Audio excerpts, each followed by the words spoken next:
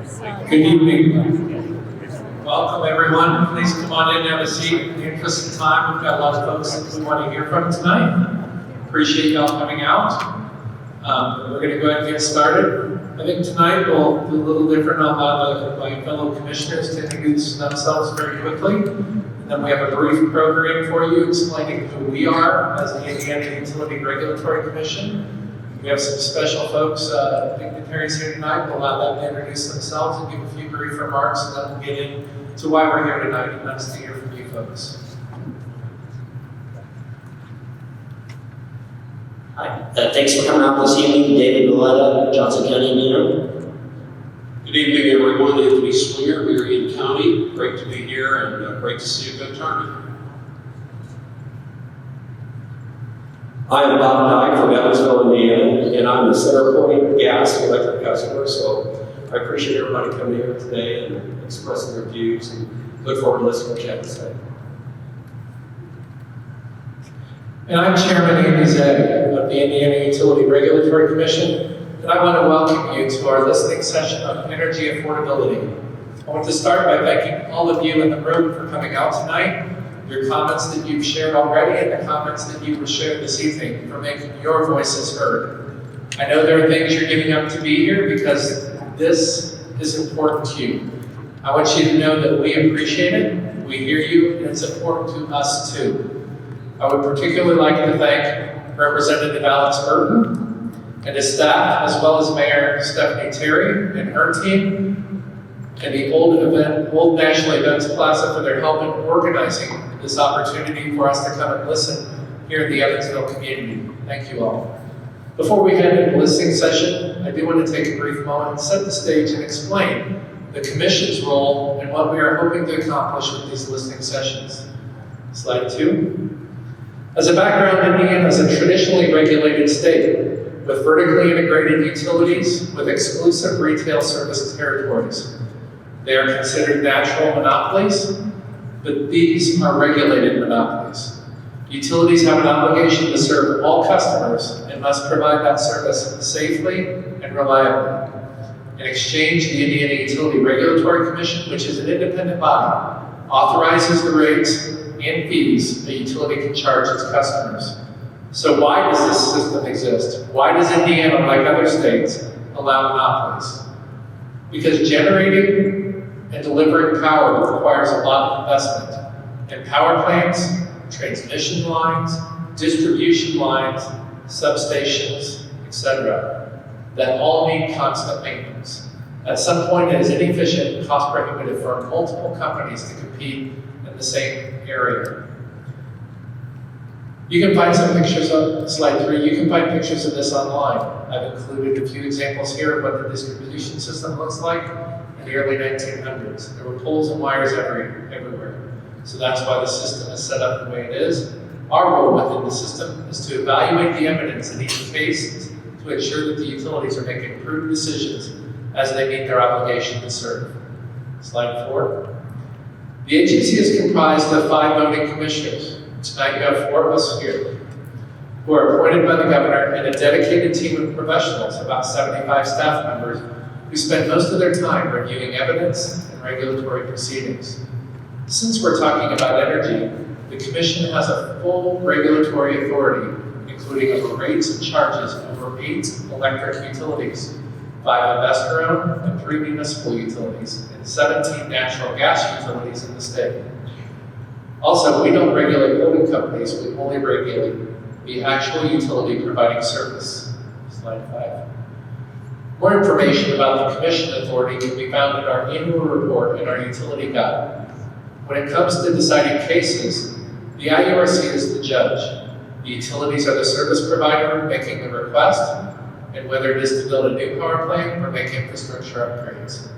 The Indiana Office of Utility Consumer Counselors, known as the OUCC, is the public's attorney and represents ratepayers in cases that come before the Commission.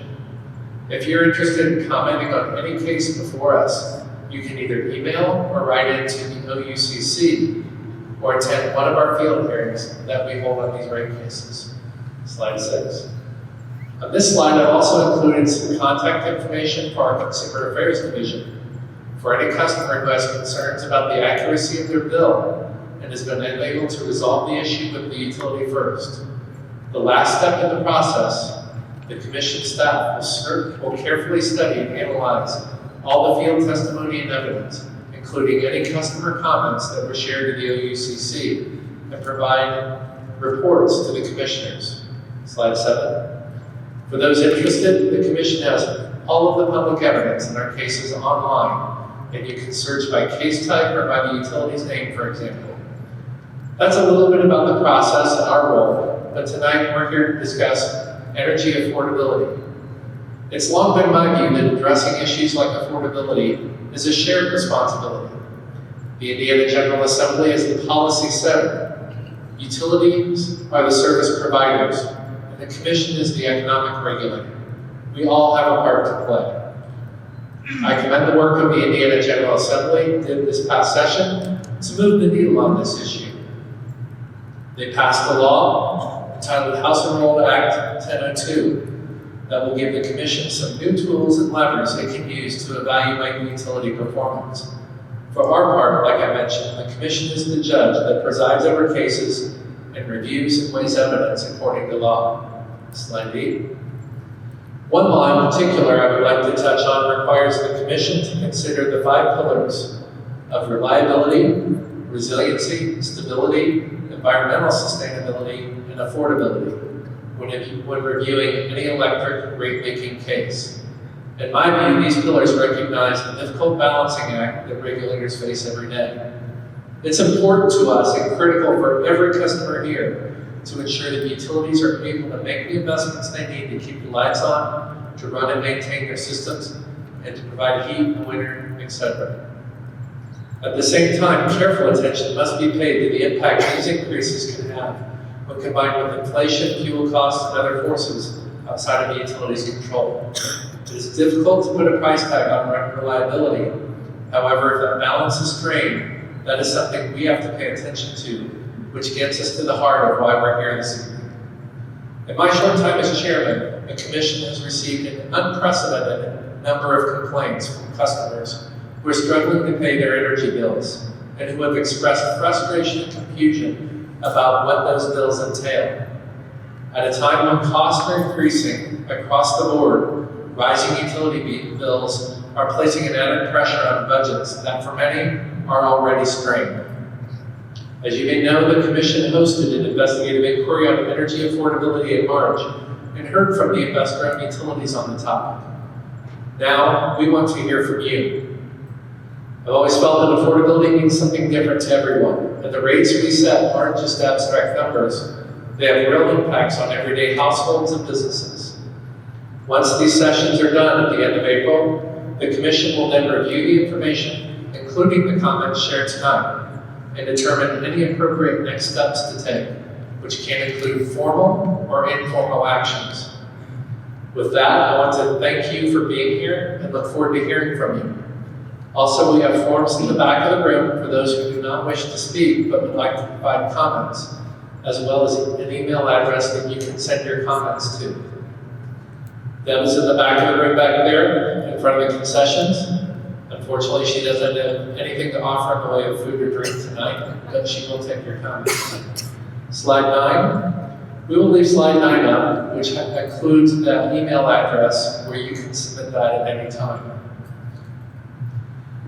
At this time, I would just like to introduce our guests and give them each an opportunity to briefly speak, and thank you as well for coming tonight.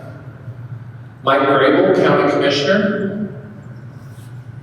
Kathy Kirkpatrick, Mayor of Rockport. Stephanie Terry, Mayor of Evansville. Justin Helpers, County Commissioner. Alex Burton, State Representative, District 77. Kendra Hatfield, 4th Ward City Council. Amy Canterbury, County Commissioner. And Jim Tomes, State Senator.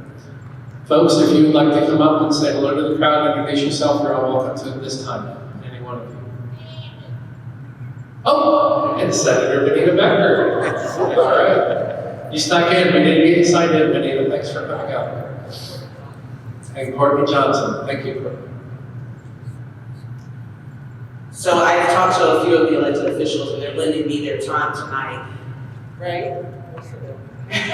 So, Chairman Zhang, Commissioners, thank you so much for taking this time to listen directly to the people of Evansville. As mayor, I proudly speak on behalf of Evansville's 117,000 residents by saying it's time for something to change.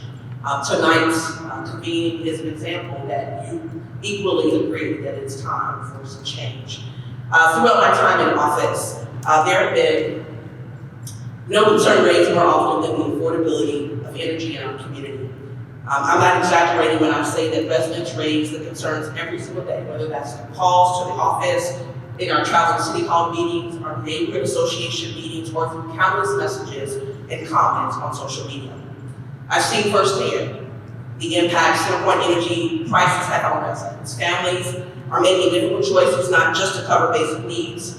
Some of our small businesses are struggling with rising operating costs that threaten jobs and local economic growth. And in some cases, residents are contemplating the decision to have to leave the place that they call home. I know reliable energy and investments in infrastructure matter, but affordability must matter just as much. If people can't stay in their homes, we have failed them. But this is not news to you. I know I personally stood before this commission 2 years ago and raised these same concerns. Since then, little has changed, aside from growing frustration and hardship. For example, one elderly resident told me that her past winter bill was $839, despite keeping her thermostat low to limit cost. I want you to sit with that number for a moment. $839. For 1 month, she says that amount was nearly double her mortgage. Another resident shared that in 2018, he was able to achieve his dream of building a home and moving his family into land that has been in his family for generations through his great-grandfather. Over the years, he watched energy costs steadily climb. Now, with 3 of his 6 children nearing driving age, he says he won't be able to help them purchase their first cars as they had hoped, despite working overtime to make ends meet. Hard-working families are forced to choose between keeping the lights on and investing in their children. And what about our single mothers? I would be willing to bet that someone on this commission was raised by a single parent, mother, someone who sacrificed everything to give their life for you today. A woman who worked tirelessly to put food on the table and keep a roof over your head and make sure you had what you needed. And too often, they do it without the support systems they need, without a safety net to catch them when costs rise or circumstances change. Now imagine her carrying it all and then facing a monthly energy bill that's more than double her mortgage. Unfortunately, these stories are not unique. They are only a few of the thousands of stories that I've heard from residents across Evansville, and I'm sure you will even hear some of them tonight. People are angry, they are afraid, and they are doing everything they can to keep up with energy costs that continue to rise despite their best efforts to conserve. You know better than anyone that these frustrations are not hypothetical. They reflect real challenges, clearly documented in the IURC's own data. Data stated that CenterPoint customers in Southwest Indiana paid about 14% more than the average investor-owned utility customer in 2023. Even though our median household income is about 15% lower than the state average. And it doesn't stop there. Nearly 90% of homes in our urban core were built before 1970, and about 60% before 1940. Those homes are less energy efficient, which means higher bills, especially during extreme weather. So when rates go up, the impact here is not the same as it is in other parts of the state. It hits us harder and it hits us deeper. And we cannot fully understand the impact on residents without also examining the long-term consequences of rising energy costs on our local economy. When people are pushed to leave, it sends a clear message to those considering moving here that the cost of living in this community may be unsustainable. And in doing so, it threatens our ability to grow and to thrive as a city. This challenge extends to our businesses, the backbone of our local economy that drives jobs, growth, and opportunity. Rising energy costs increase operating expenses, making it harder for businesses to hire talent and succeed. Many cannot negotiate their utility rates, putting them at a real disadvantage and further threatening the vitality and future of our community. This isn't to say that we haven't made some modest progress. As you mentioned, Chairman, in February, a bill was passed into law. This was co-sponsored by Representative Burton and sponsored by Senator Becker, in which it prevents utilities from shutting off power on abnormally hot days and introduces levelized building plans to help protect qualifying residents from sharp cost fluctuations during the summer and winter months. Those changes matter and they're appreciated. But they do not lessen the very real concerns our residents are facing right now. Concerns about affordability and unpredictability in rising bills, and about whether they can continue to comfortably live and work in our community. I want to thank the Indiana General Assembly and Governor Ron for their efforts. As mayor, I do not have the authority to set or approve utility rates. You said that. That responsibility rests within this body. But what I can do is advocate on behalf of the residents. I can listen, I can bring their stories, the data, and the urgency that our community is experiencing in this very moment. And that is exactly why I'm here tonight. To make sure that the voices of Evansville residents are heard and to urge thoughtful consideration of how your decisions affect the people we serve. I'm asking you, human to human, ratepayer to ratepayer, to take the heart of the information that you're going to hear tonight and to use every tool within your power to provide much needed relief for our residents. Specifically, I urge you to limit or delay any additional increases until there is a clear evidence that Hoosier families in southwestern Indiana can absorb the cost. You have the authority to make the decisions and either ease the burden on families or make it harder for them to get by.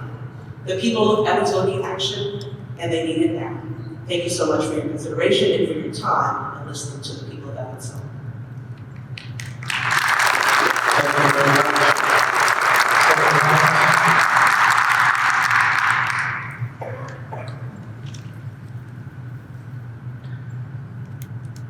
Thank you, Mr. Chairman, and Commissioner, for being here tonight.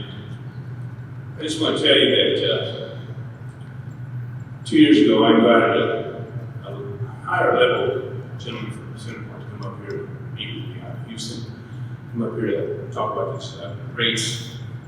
He's a nice fellow to talk with, but I just talked to him as a ratepayer, and I say to him, and I shared with him what I did every day. I asked him if there would be a chance for them to bring a team up here sometime from some point to meet with people. So to hear how they operate, listen to them, and then for them to listen to people. But it didn't happen. So they don't want to do that because it turns into pretty honest. But I'll moderate it, it won't be that way. But they would do it. Then next year, I invited again, and we did. We're getting close to this. This last May, again, I sit down with you and explain what I need with everything else. I take all my phone calls as a senator. I take all the emails, every message, every voicemail for 16 years as well. Last year, it was a big fight about property taxes. But this utility bill thing is way outpaced the property taxes. I get calls from people that's pinned up against the wall, nowhere to go, that I'm money, about to lose their house because of utility bills. When it goes from $300 one month, $900 the next, you gotta wonder, something's wrong. Something's bad wrong. I've got the bills up, these people brought their bills to me, I got copies of these bills. I got a feeling that these new meters we have on our houses, since they're not made by a meter reader like we used to have. I don't know if you've ever looked at it, but you can't read anything on there what it's doing. Our meter, by the way, it reads all zeros, then all eights, and then it goes to about a 6-digit number, and it just flashes back and forth. I don't know if they're working right. I got a bunch of them who claimed his wasn't. He finally got through to Sen Vanetta. They come out after several calls and 1.5 hour on the phone waiting for somebody to answer the call. They finally did come out and check the meter. He said, yeah, the meter's bad. And he was told, these things, a lot of them bad. He said, well, I'm going to go listen to about the others. He said, you meter. There's things going on that I don't even know if you guys are aware of it, but I hope that what you're going to hear here tonight will ring a bell with everybody here at this table, that there's something that's going to be done. And it's not just the way the building is done, but the whole operation. When I get a call, and I've got, like I said, I've got truckloads of phone calls over the past several years. Just this past winter, we had single-digit temperatures. I got a call from a daughter calling about her mom in her house, keeping it at 55 degrees because she can't afford to run it up any higher than that. That's pretty cold. And when people that have all of their money tied up in utility bills, they don't have money for their medicine, for their food, for their insurance, home insurance, car insurance. I don't want our utility bills to go up. It's just, I mean, our utility comes to out of business. I don't want to go broke. But something's got to give a little bit. And we're going to have to sit. You guys are going to be the front line defenders on this thing. You guys are going to have to make some hard calls. And I see you have a phone number that you flashed up there that people can call, right, to get help from the commission here. Is that true? I got to ask a question, and then you know where I'm at on these phone calls. These phone calls when people make, whether they're calling the utility, or I don't know about your number, but I know all of our state agencies how it operates. When our good people are calling for help, they can't get through the iron dome. Those phone calls don't take them where they need to go. When they ring it up, here's what they're faced with. When they're desperately needing help with these utility bills or whatever it might be, our agencies, and I know about this one, it goes like this. When you call up, please listen to the following menu because it recently changed. Well, it's not recently changed. It's been that way for 16 years, right? Am I right? Yeah. Am I right? Then it tells you, this call may be monitored for training purposes. Well, it's being monitored. Why don't somebody pick the phone up? I'm asking because I don't know if you ever dialed your number, guys. I'm just telling you, it might be checked. I hope yours is not that way. But the people calling here for help are utility bills. That's what they get. And they get press buttons and press buttons. And if you might find yourself unfortunate enough to press the buttons until you're back to the dial tone again. So I'm just sharing with you something that people are up. So you got to understand why they're so frustrated. I just shared this with you. This is what's happening. Our folks are going to take some breathing room on these utility bills. When you're sitting down with the guys at the top, you need to let them know these are real people. These are people who are struggling to try to survive. And so all the property taxes anymore is really utility bills. That's a fact. So I hope you think about it, and I hope you remember up here that you flash up there actually rings to somebody that will pick up the call. I hope that's the way. I don't know. But I just want to share with you, a lot of people call, a lot of people sick, a lot of people hurting. You gotta do something different. I did want to build it real proud for the IURC elected instead of appointed, but that's okay. But you guys have that seat now, it's in your hands. And I hope and I think and pray that you guys will do what needs to be done to protect our people. That's all it is. Thank you. Thank you.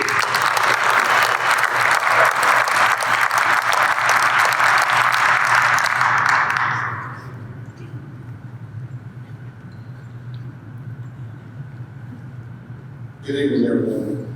My name is Alex Burton, and I have the pleasure and the responsibility of serving as state representative, District 77.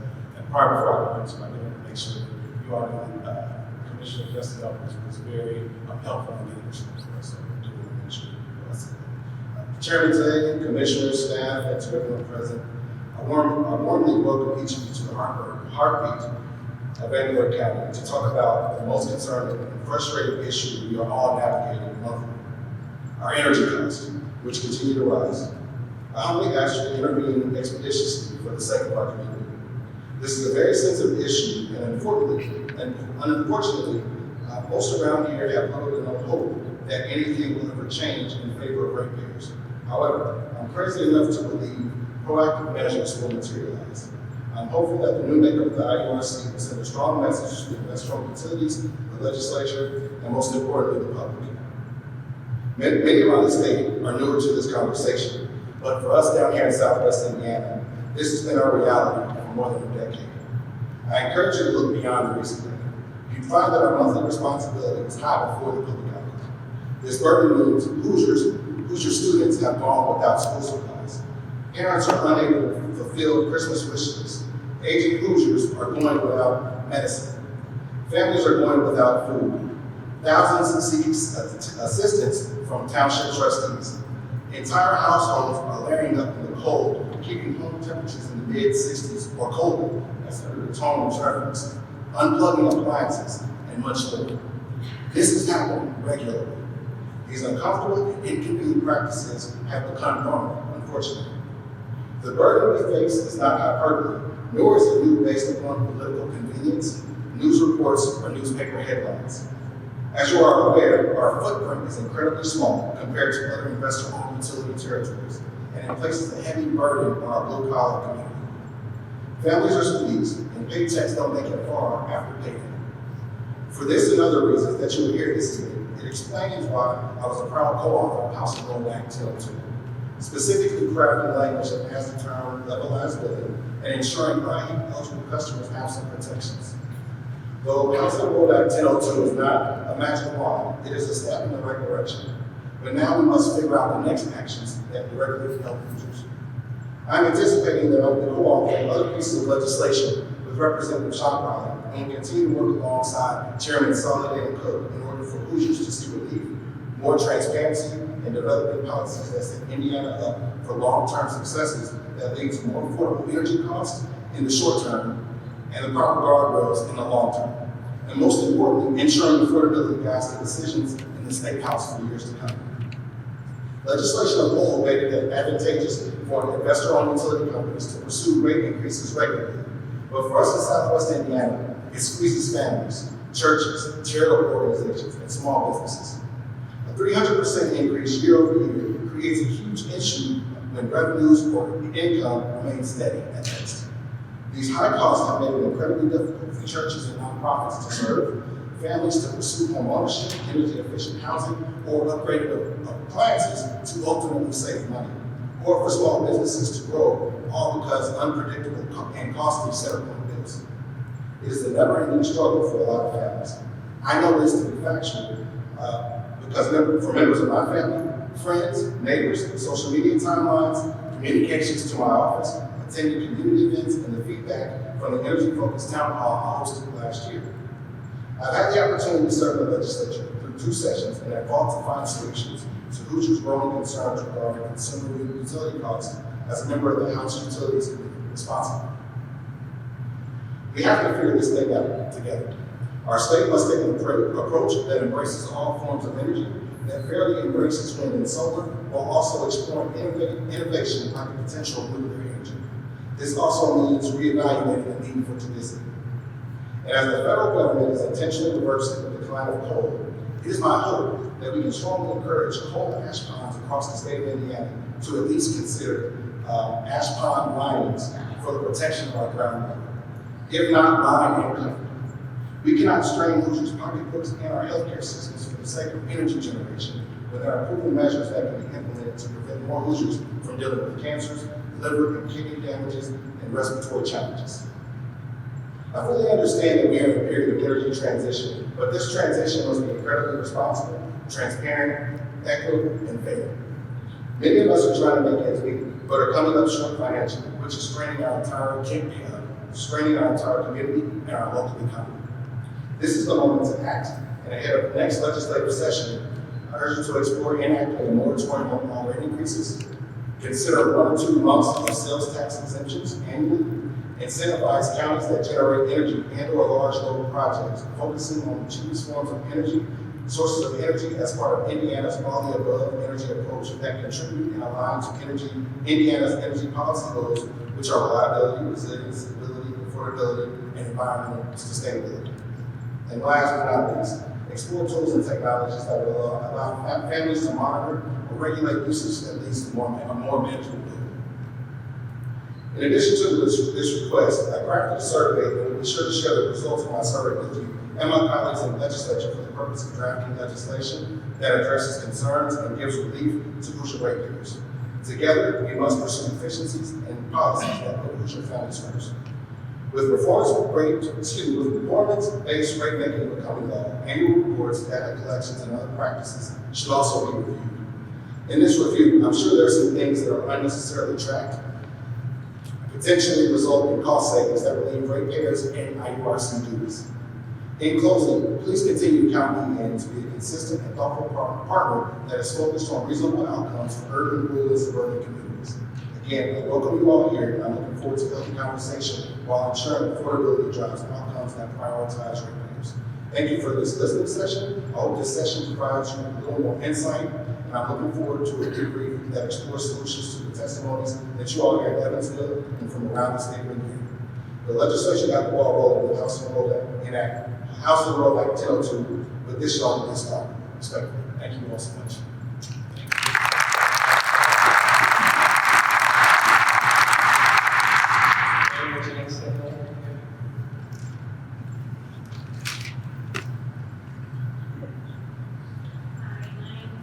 Kirkpatrick, Mayor of Rockport, we're a small city just east of here. We have less than 2,000 people. And in the last couple of years, our bill has increased by $100,000. It's a third of our budget.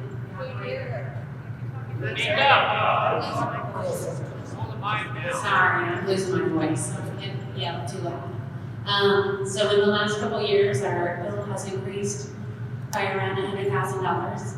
That is a third of our budget since we operate for under $1 million.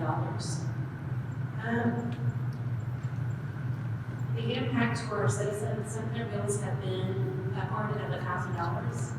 And since we are a small city, and we sit in the middle of 3 energy companies, and Cedar Point happens to be the highest of all 3 of them. We are operated around by ADP, who is in the middle of a transition, as you know, and they do give a lot back to our city and our county. And when I also collected letters, probably upwards of several hundreds that I'm sending you guys before the March 24th meeting, so that you can see how it was affecting our citizens. We have not taken this lightly. We have gathered concerns from all of our residents and submitted them to you. This wasn't a one-time adjustment. It has been a phase increase. And meaning our residents are continuing to experience rising costs in 2026. 2025 wasn't even a full year of the rise, so I don't even know what it's gonna look when we have 26 piled on top of that. We are asking you to carefully consider the cumulative impact of these rate increases, ensure transparency and accountability in the rate decisions, recognize the strain being placed on municipalities and residents, and evaluate the impact of the ongoing rider cost. In closing, I understand that infrastructure is an investment and it's important, but those needs must be balanced with affordability. Right now, the balance feels off for our communities like ours. At the end of the day, residents aren't dealing with just one rate increase. They're dealing with multiple moving pieces that continue to push costs higher. We understand utilities are allowed to regulate in return. However, investment increases, so does the total cost of it and the rates. And that is part of what is driving the increases. I have several elected officials as they come down, if there's a cap on what the executives can make and what the cap is for investors, and nobody knows, and I guess it's hidden somewhere deep inside these charges that we're being charged, which are the rider add-ons that I understand you guys, so you can't control them, it's not in the legislative. So I ask you to look at the riders to see what add-on charges are also being charged to us. And I appreciate your time. Thanks for coming. I wish more people from Rockport could have been here. We found out late, so I'm here representing everyone in Sen County and Rockport. Thank you. Thank you very much.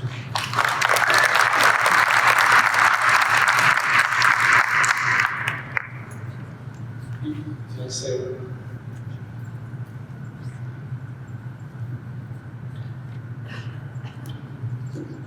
Mike Goebel, Vanderburgh County Commissioner, and I want to thank you for coming to Evansville to listen to some of the pleas and requests that we have and the help we're asking for. In our case, we're pretty well locked in with the center point. I think ill feeling that a lot of people have towards center point. We do not have toward a lot of the remaining workers that stayed for Becker. They're doing their jobs and they're basically very good people here to serve.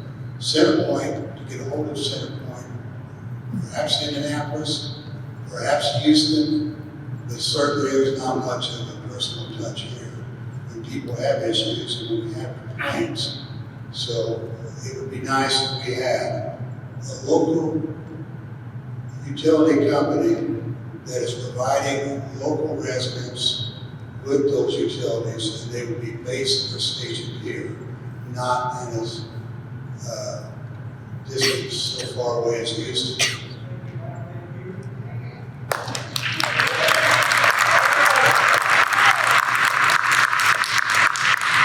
I don't know, I know the IURC has limits, your hands are tied, kind of like the local elected officials are. We get calls all the time.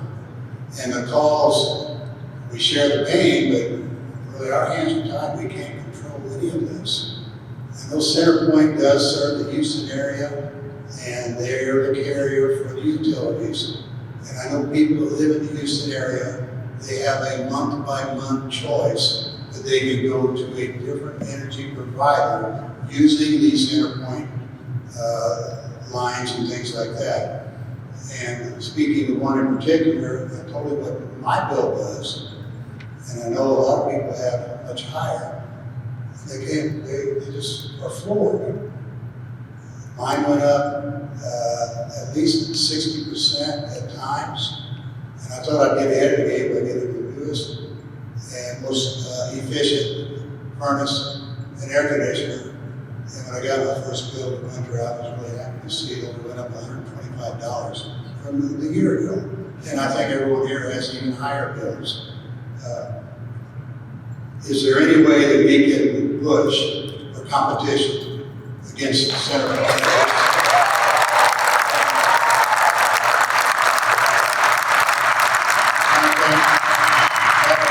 To the state legislature and to the governor, but it would be nice if a company would come in, because it's hard to believe you can drive across the river, float across the river, or take that bridge, and you find that the utility costs there are so much lower.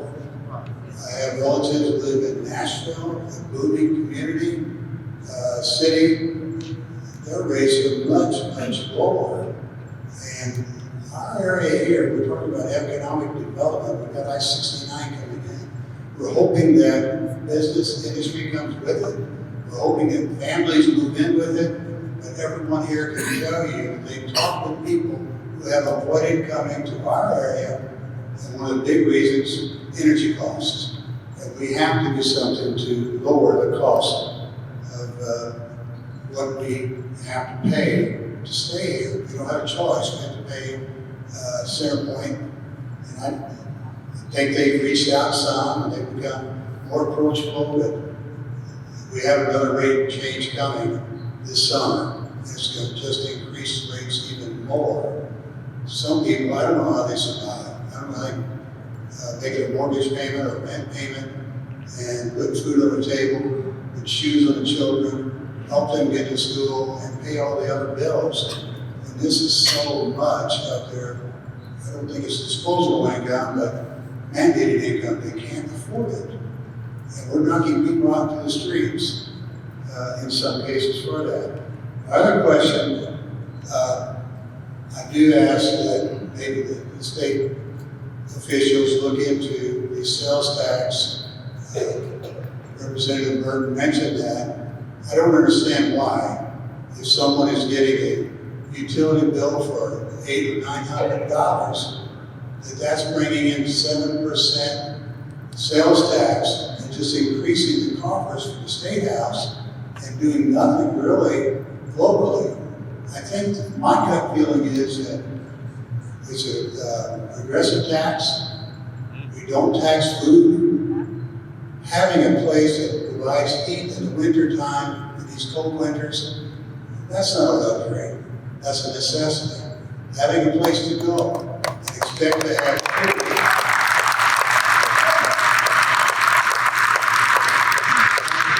Hoping to have protection from our very hot summers and things like that, that's a necessity as well.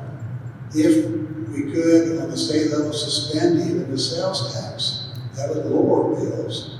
And I know it wouldn't help out the state bottom line, but my goodness, the bottom line of every individual in this area that is served by CenterPoint will pay the tab. So anyway, I want to thank you all for coming. You're very approachable, you're good people, and I think you're going to take back the message and try to work with us and work with the state government and hopefully try to put a curtail and maybe, I don't know if it's possible, but we ought to take back or block the current plan and rate increase that's going to hit all of us here. You probably can't answer the question, so. We can't. Okay, well, I'm asking that question. If we can block this coming with another hit on the people of Southern Indiana. Anyway, thank you very much.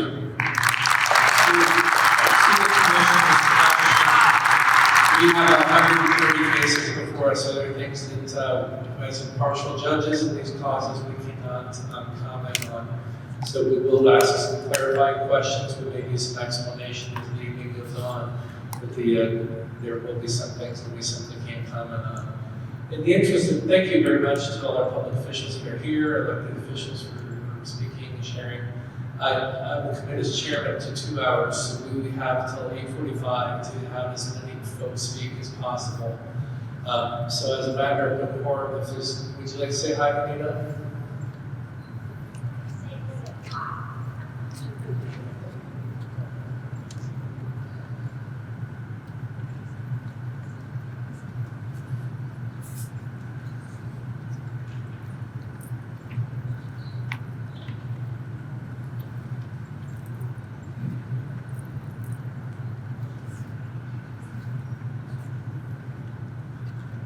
Thank you so much. I appreciate the opportunity to speak with you. And I did call your office and left a message and told the gentleman that I would be here. And he emailed back and said he'd gotten my call. So you've heard really from a lot of these folks. I can't really duplicate. I mean, there's no reason to duplicate. But I will tell you that people are struggling between medicine, food, utilities, and then it's not just the rate increases you're talking about. We also allow trackers to utility companies for all kinds of things, in addition to a rate increase. And I found a bill this year that didn't get a hearing, unfortunately, and one of the things that I said we should do is examine those trackers because they automatically help utility companies with additional increases without ever going before the IURC. So I'm glad that Commissioner Dodd is here because he's a hometown person, but I appreciate all of you being here because this is important. When we go for our third houses and during the legislative session, we have a third house about every 3 weeks and we invite the public to come and hear. And utilities is one of the things that we hear about every single year. People are very concerned. And I too put a new furnace in and thought it would be energy efficient. It hasn't made any difference. My bill last month was $518. And for many of these people, that's cheap. I have a brother whose utility bill, because he lives in an older house on the west side of Evansville, his utility bill was $800. And it's just a shotgun house. I talked to a gentleman who was looking for assistance. He owes CenterPoint $2,400. I talked to him yesterday. And he's trying to find help wherever he can get it. He's talked to, and I think he said that St. Vincent has helped him some. But these people cannot afford that kind of a bill. I urge you to really consider the issue of affordability.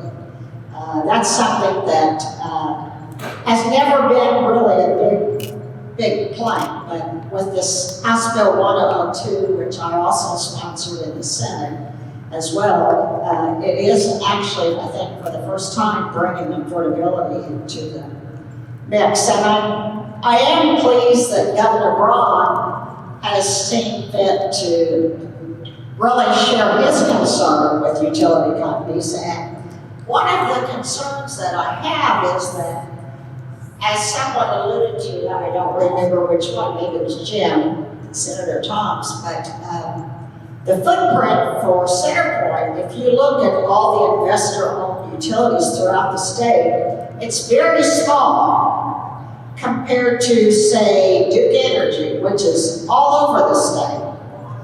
And so, you know, there should be some kind of process when a utility company buys another utility company that you look at the footprint of where they're going to serve and how many people are going to be responsible for those rate increases. Because if you compare, like Duke Energy's footprint throughout the state, they're almost all over central Indiana, east and west, and so it's a lot harder for CenterPoint when you look at it from a purely perspective basis of their return, for them to get the return that they want. Although, even in light of that, we shouldn't be giving them what they're getting right now. And I know there's going to be another rate increase this summer, but one of the things I think we should also do is look at the trackers and how they affect the prices for utilities. I know there are some people here that are very familiar with what trackers are, but a lot of people don't realize that. And it really does make a difference in your utility bill as well. But I want to thank you for being here and for coming, and appreciate anything you can do to help to alleviate the bills that people are paying. And congratulations to those of you who are new. Thank you.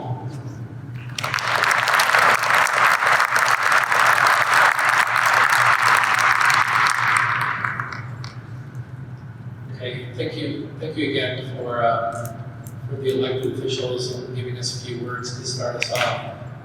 Ooh, that's no words. You can just leave it maybe on the podium with new handheld.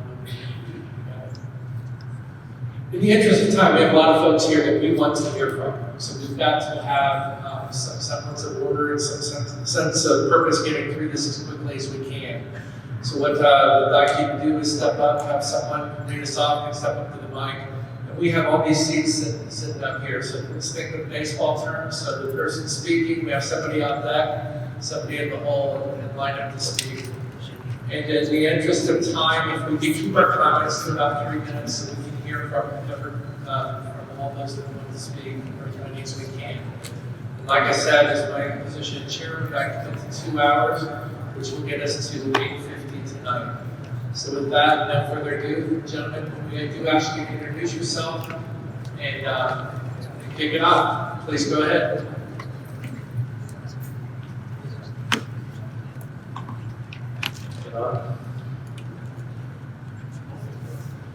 Yeah, the driver. Is it working? My name is Don Mattingly. I live in Posey County. We have a very efficient heating system out here. It's called geothermal. And so when we got back from vacation and saw our January bill, which was actually the time before December, we were shocked to find a 300% increase in that bill from our normal billing up for that period. So immediately we called CenterPoint to see what to do. And of course, the gentleman there suggested that we agreed that we should have a furnace check. So we did have a furnace check, and it turned out there was nothing wrong with the furnace that would cause that traffic increase. So 2 days later, we called and asked that the meter be changed, and in 5 days, the meter was changed. And our daily kilowatt per hour went from, on the first meter that was in there, from 109 kWh down to 53. So it was obvious to us that the problem was with the meter. immediately we called, once we had that determined, we called Center Point, talked to a gentleman out there in what's so-called customer service area. And I don't think they understand the meaning of the term. But he kept us on the phone for about an hour and a half and never did tell us what the issue was. And as I would resume the case for the bad meter, he would say, he's checking something on his computer. So then I'd go back and I'd say, what are you looking at? And I would not get an answer to that. And he would say, okay. And after all that time, he finally said, okay, it's all okay. And I said, what does that mean? And so he said, looks like everything's okay on our end. Well, it probably would with the bad meter. So then I asked him who I should talk to about getting a resolution to that extra charge. And he gave me an internet address, an email address to call, talk to me. So we tried that, email address didn't work. And we've talked to about 5 people down at Center Point. On February the 2nd, we spent that hour long with a gentleman down there. Then on February the 27th, we talked to David down at customer service. He did set up a case number for us, and he said he was sending that down to the building department. So then on April the 2nd, I finally gave up and called the IURC, and I got some good help up there. A gentleman named Anthony told me that this meeting was being held and that I would be able to find a complaint form down here. So I did find that out. One minute. Well, yeah, okay. So then, very, very quickly, then what I did was I came down, I'm here this evening to talk to you about what can be done with that. And I don't think it's, well, of course, rating is an issue, which I think you have some power over. But I think the issue would be is that there's a culture of assuming that the client cannot be correct, and it's always the company that's correct. And anytime it takes 3 or 4 months to get someone to talk to about a billing issue that you may have, it's a long road to hoe. So even as I stand here today, I still have no idea who I should talk to about what I think would be logical and credit to my account. Thank you for being here. Thank you for allowing me to speak. Just for clarification, you called and were on the phone. How long did it take for someone to answer? Once the call was made, 30 minutes later, I got a call from Center Point. 30 minutes. You were on hold for 30 minutes to speak with someone? Say again? You were on hold for 30 minutes before you spoke? No. I called your gentleman at the IURC, and we talked, and then 30 minutes later, I got a call from Center Point Customer Services. Who said, but you called Center Point first, right? oh yeah, back in February. And how long before your call was answered that time? Oh, time. Forever. It's customer service is something they have no clue how to handle. So even as a standard today, I have no clue who to talk to, so if you could give me someone to talk to in any other business, if someone sends you a bill and they require you to pay it, otherwise they cut your meter off, and you have to pay that, you're going captive until you can finally get to somebody to talk to. So right now, I think the case is at the building department. However, I have no clue as to whether that's true or not. Information goes off to the cloud, you have nothing else. Thank you again for putting up with me every day. Thank you. Thank you very much, and thank you for your comments. Next up.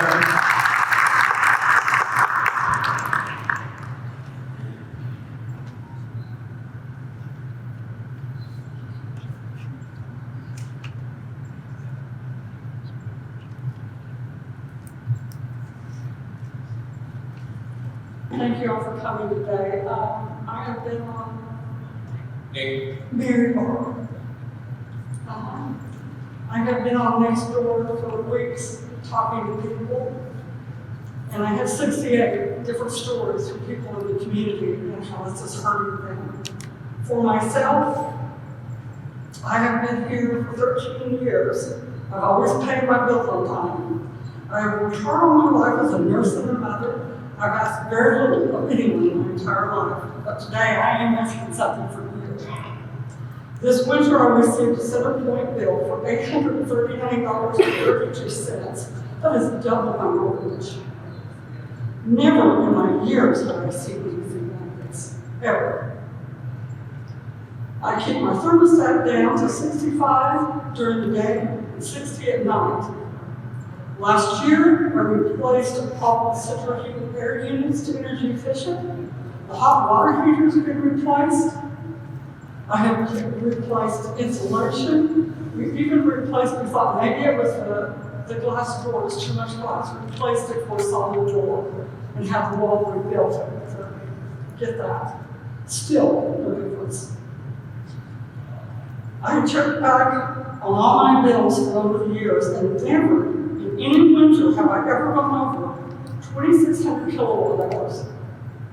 All of a sudden, they're telling me I had 4,009 kilowatt hours. There's no way. There's nothing extra running or anything. There's no way it could be that. Over all the years that I've been there.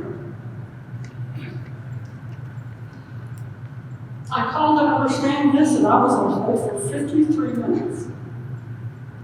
When someone answered, they were physically in the garage, could hardly speak English. And they told me the number was correct with what they were seeing, and they could do nothing about it.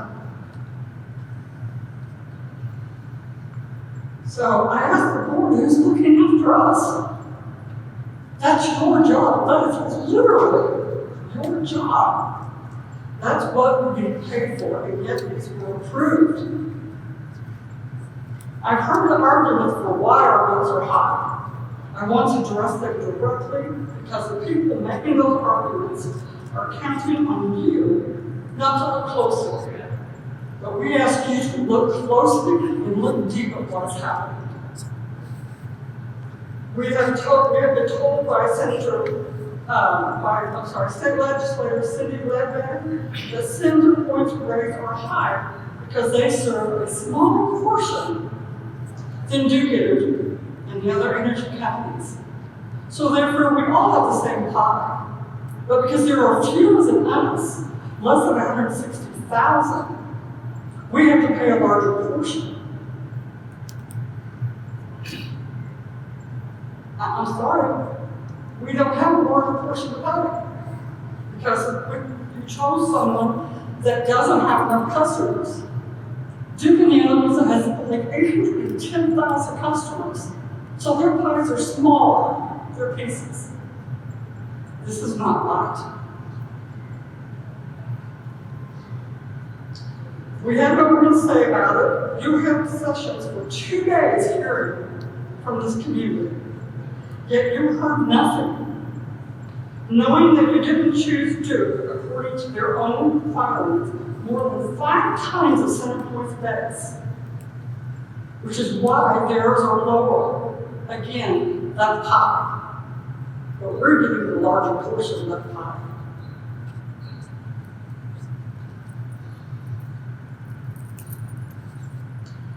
You knew choosing Center Point, you knew what it would do to us. Having to pay a larger piece of that pie, even when according to your own IURC survey, the average Center Point customer the average Sen Vanetta customer using 1,000 kilowatt hours paid $221 last month. Duke customers paid $156. ABS paid $158. But this is what we paid. The question is why? What did you benefit from this decision? As we certainly did not benefit from it. We have been greatly injured by your decisions and your continuing decisions on regulations concerning how Center Point can charge so much more and continue to raise our costs with no caps in place. And that was one of the new regulations that passed. Center Point is not the most expensive utility in Indiana. They have been the most expensive by a wide margin. Since 2007, that's 19 years. That is not the cost of geography. That is a pattern. And yet you don't see this? You literally being paid to see this and protect us from exactly what is happening to us. Consumer advocates have documented what is actually driving it. CenterPoint spent $500 million on pollution controls for coal plants. They've then retired those plants, but now we are still paying for them. Please wrap up that.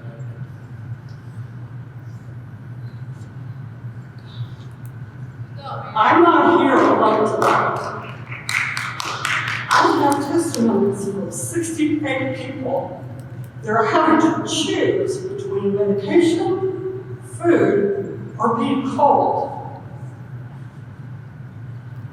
It's just not right. Something else that we must be aware of is cold temperatures do cause death. And people in this community that cannot heat their homes, we lost a person this winter because she couldn't heat her home. She went out to her car to try to get warm in the car when she died. We don't have the numbers on how many were admitted to the hospital for issues because of hypothermia and not being able to take their medications or not being able to buy food. But those numbers will come, and they are going to be terrible. If you could wrap up, we have a lot of other folks want to speak. And if you want to leave those comments, the 68, it's up to you. I have said it to everyone. Okay, because she. And I have said it to you more than once. Thank you very much. I have everybody's bills here. Thank you.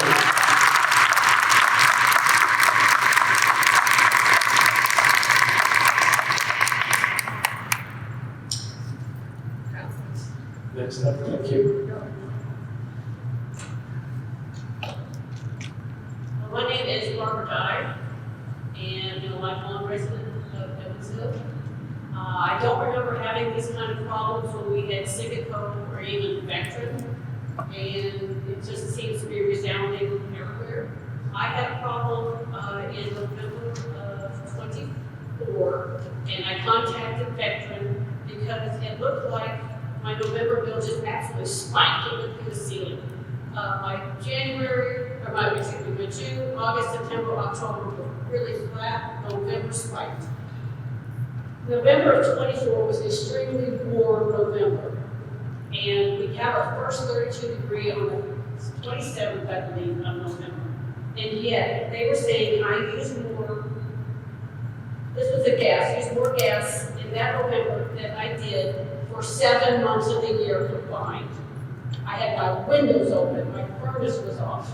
I am one of those people who doesn't like running the air conditioner. I don't like running the furnace anymore, and I have to. I like being outside. I like the windows open. 40 degrees outside, I have my windows open. I have blankets on the bed. I'm very conservative on that. I have almost 2 feet of insulation in my attic. I have a new furnace. I have a new refrigerator. I try to keep up those things to keep conservative on it. And yet they're saying one of the warmest months of the year, I was using a huge amount of utilities. They did the same thing again to me in May and August.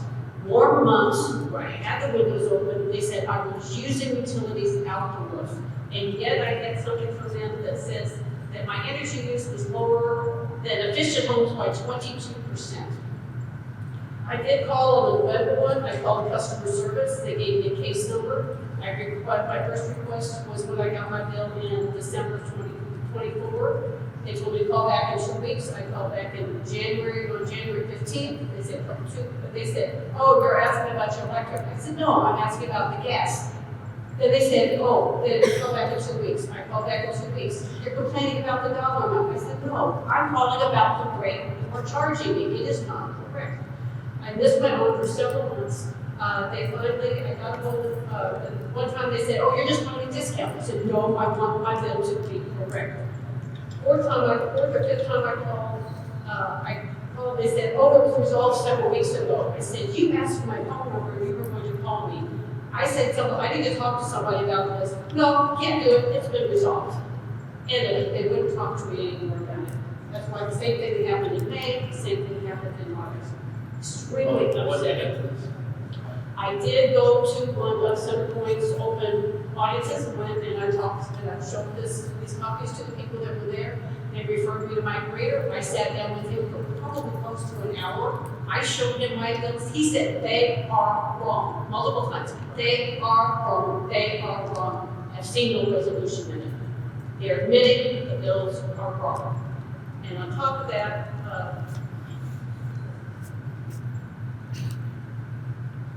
sorry, I lost my train of thought here. They were definitely wrong.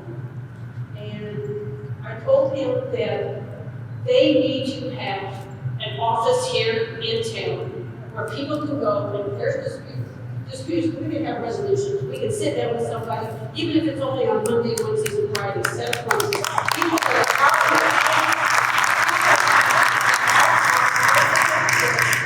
get all the way here in time to meet them occasionally when they're in town, and they still don't resolve anything. They need to be able to sit down with somebody and explain why they're not taking care of things. Explain why we may be wrong. Explain it to us.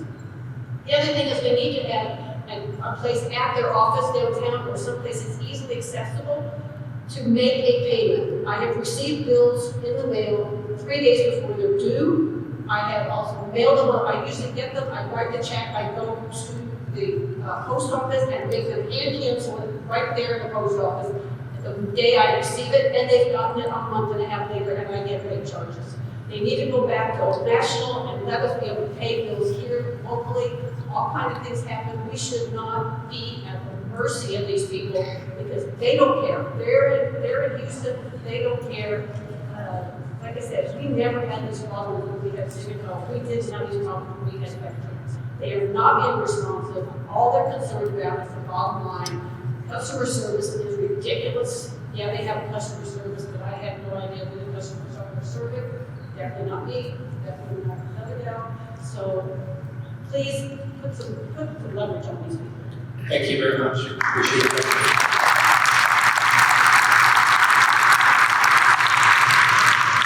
Good evening, Chairman Zay, Commissioners. Thank you for being here with our voices. My name is Gary Alclass. I serve as Chief Deputy Trustee for Pigeon Township. As someone who works for the people in Pigeon Township, helping to provide emergent relief to residents that need help through township assistance, it has been daunting to see the number of residents who have brought CenterPoint energy bills to our office needing help. One of the nuances of the traffic that comes through our offices is seeing hardworking, responsible constituents who are not able to afford their utility bills.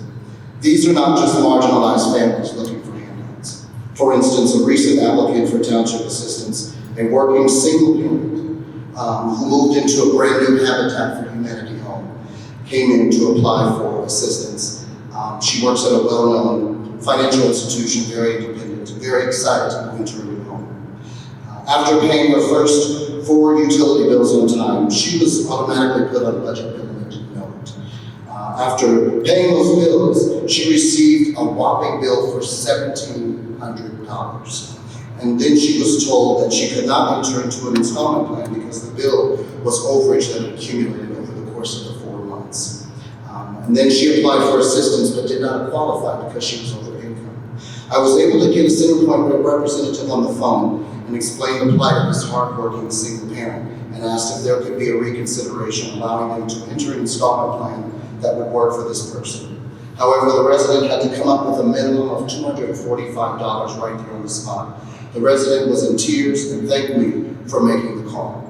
They said that they would have to pay their car payment late and suffer the consequences of paying late fees to the lender in order to come up with the money to pay CenterPoint. I think that is outrageous. Personally, I've experienced something so ridiculous with CenterPoint's billing practices, and I've started a document to file a formal grievance because this is obvious greed and unreasonable utility costs and billing. I received a final bill in August of 2025, not a disconnect notice. My service was transferred back to my landlord who set up for automatic payments. The landlord made those payments and then turned around and had to collect the funds from me for my utilities. This is the second time in 12 months that this has happened. However, what's most troubling is that I was making bi-weekly payments all the while the landlord had paid the bill. So in essence, CenterPoint was being paid twice. When it was discovered, a very unpleasant representative told me that I would have to pay a $200 deposit in order to have the account reverted back to me. After a back and forth for over 90 days and 3 more cycles of bills, a credit supervisor was able to have the account reactivated in my name and deactivated it from my landlord. Needless to say, this put a strain on the relationship that I have with my landlord, and now, in my view, my housing stability is jeopardized. I have since found out that there are several other tenants in my building that have experienced the exact same thing, and the landlord is not pleased. If CenterPoint is allowed to continue to gouge hoosiers, what does that say about you as commissioners? It says that maybe your livelihoods and your housing stability is not at stake. To hell with the working class people who work and live as upstanding citizens in the state of Indiana. Let CenterPoint's greed supersede our lives.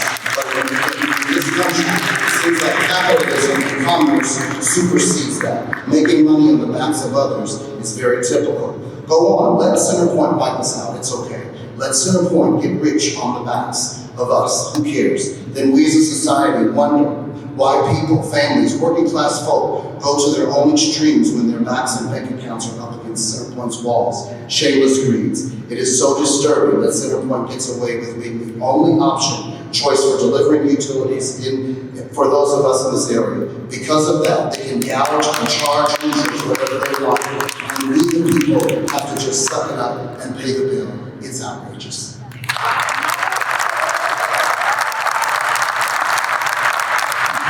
You are trustees, your township trustees, chief deputy, for a trustee, okay, thank you. All right, hi, how are you doing today? I'm Pete Omaha from Gibson County. I paid electricity bills in Goshen, Indiana, Marion, Indiana, Indy, Bloomington, and I'm from Washington, Indiana. I currently have a brother there, and he's on RAMC. And we moved down here, my wife and I moved down here 20 years ago. We live right on the border between Posey and Gibson County. The reason I think this is important because when we moved down here, we moved down into a small home, a smaller footprint, and our bills were about $120. It's a Bedford limestone home. We put all new insulation, windows, new furnaces, and everything. So we put all new windows, all new furnaces, anything that had to do with efficiency into the home. We have LP gas, we do not have CenterPoint gas. This December, our electric bill was over $500, and our home is 960 square feet. I do have 2 kids that come home from college in December, and luckily for me, with CenterPoint's great customer service, that they add on days of billing in December. It's most expensive. So it'll go from a 29 billing period, and so in December, it always goes to the 30s. So they do that on purpose. And unfortunately, when they have these help sessions for people here in Evansville, they just don't try to understand electricity and how it works. Well, we don't need to know how it works. We need to know how in the world they're going to fix this.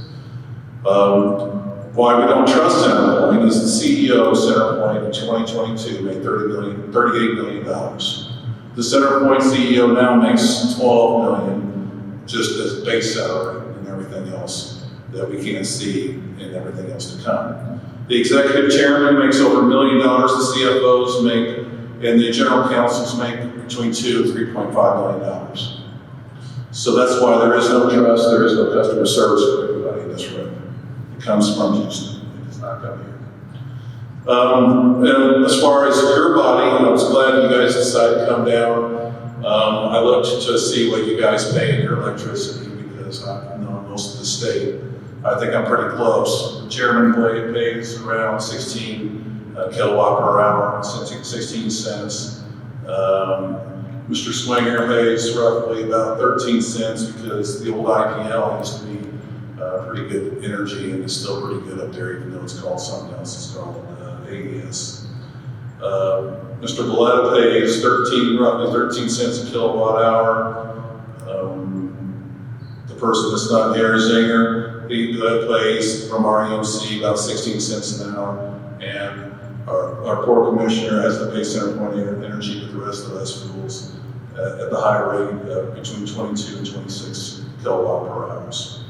The person that represents our area from CenterPoint should be a person that lives in Evansville. I think he does not. I think he lives in Westfield, Indiana, which he has nice, cheap energy. Our governor, he lives in Jasper, or has a home and business in Jasper. Jasper has its own municipality. They pay between 9 and 12 cents a kilowatt hour. So, that being said, that's why the people here are glad that you guys have come down here and see what we've had going on. I just want to give you a really small little snippet of how it works. In Gibson County, we have 2 elementary middle schools. One is in Hopstock, Indiana, which is Centerpoint. One is in Owensville, Indiana, which is Duke. They were both built in the 90s and they have roughly the same footprint, except that one in Owensville is a larger footprint, just a little bit in one wing. They both have the same equipment. They're both done by the same architects. Basically, you're looking at apples to apples. In the generation of electricity and power, the one in Evansville is actually bigger, is pretty efficient, but then the one in Hopstock, which is smaller, same building, twice as much to run that facility. And I've got that from the person who does our grounds and maintenance. We've always wondered about that. I've worked in the school systems and I've moved around, so I understand how some of these things work with energy and how to get refunds. But it's twice as much and it's the same exact building. So what's going wrong here is that as the people in this room will conclude, is that we all know that our customer service is just unbelievably horrible. But the problem really is that this area is not being heard. My grandfather, over 50 years ago, petitioned for I-69 to come down to Evansville, and the people of Indianapolis dragged their feet. It's nobody's fault in this room, but that's what happened.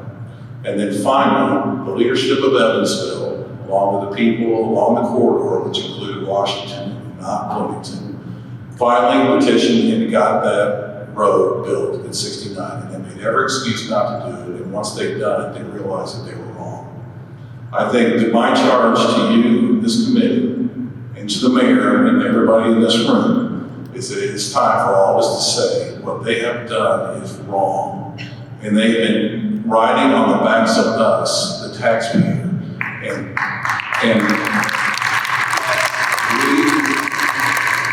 we have to make sure that you guys understand that what they have done is incredibly wrong, and I'm sure there's going to be a class action suit brought up on some of the stuff that you've heard. But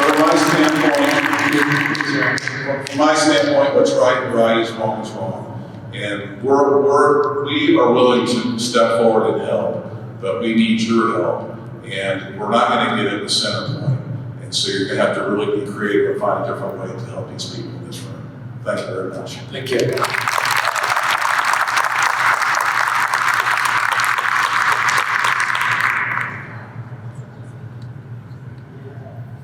Good evening, gentlemen. My name is Ed Drake. I'm from Vanderburgh County. I've lived in Vanderburgh County for 60 years now. I've paid utilities with Centerpoint. I'm sorry, with Goebel, Vector, and Centerpoint. By far, Centerpoint, like everybody else is saying, is horrible to us. I mean, the rates are ridiculous. I'm an all-electric home. I have no gas. Like a lot of people out here, they're in the same position I am. When you turn your bill over and look at the back of it, there's a gas charge. I had a $300 gas charge on my all-electric house. Gas charge on your I'm all electric, and I have a $300 gas charge. I have a gas charge every month. It's on all the utility bills. I'll give you an explanation of why I was told that. I called downtown, tried to speak to somebody at Centerpoint. An hour and 45 minutes later, I finally get the opportunity to talk to somebody. The gentleman on my phone comes back and says, I'll look into that, hang on 1 second. You can hear him typing on his keyboard, probably trying to figure out, what Google's going to give him the right answer to come back and tell me.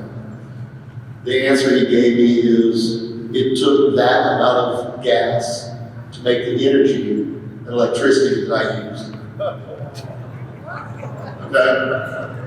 My bill was $954. They charged me $700 for the electricity that it took $300 to make. My bill was for $954. That was not only in February, but that was also in March. It was cold, yes, but not that cold. Yes, sir. I can go back and look at my previous bill for last year. Nowhere close to that. That's a little $450. These new meters they're putting on our homes, there's such a thing called dirty energy, and I'm sure you all know what I'm talking about. And these new meters are detecting that. As you bring the energy into your house, your refrigerators, your stoves, and everything, they have peaks. As you're using your chargers for your cell phones, your computers, those chargers are getting hot. There's wasted energy right there with the way the energy comes into your house. The digital meters that they're replacing, there's something wrong with them. They are not accurate, there's no way they can be. You guys need to take a look at those and figure out what exactly is going on. Multiple people are complaining about them not being correct. Ever since my meter got replaced, my bills have doubled, if not tripled, or even more than that. It's, as a grandfather, I said, and think about how my grandchildren are going to handle these rate increases. If we don't do something today, they're not going to be able to afford it tomorrow. Centerpoint is the only people we have to choose from. When you are left in that position, what can you do? You can call and talk to them. They're going to tell you what they want to tell you, but you're not going to get the answers out of them. Are they going to help you with your bill? No. Are they going to tell you, well, just make sure you pay it on time? Yeah. $954, $300 bills. I'm all in. Something wrong with that picture. Everybody in here that has a utility bill in their hand can take a look at the back of it. As they're paying their summer bill, using very little gas to heat their hot water heater or gas stove, their electric, there's a gas charge in the back of that. That needs to stop. All electric used to be discounted. It's no discount anymore. Looking for a way to make it more affordable. If we continue down this path, $950 bill this year, what's it going to be in a year from now? $1,200, $1,300. If you guys allow rate increases, the common man's not going to be able to afford his utilities. And like people are saying, you're going to turn your hair down. I usually keep mine 73. My wife had cancer. She's very temperature sensitive since then. She has to be warmer. I don't have the opportunity to turn mine down to 65, 66 like some people to reduce that cost. Shouldn't have to. It should be affordable living. It should be affordable electricity. When you have big business showing record profits at our expense, there's an issue there. It shouldn't be allowed. I mean, there's a monopoly.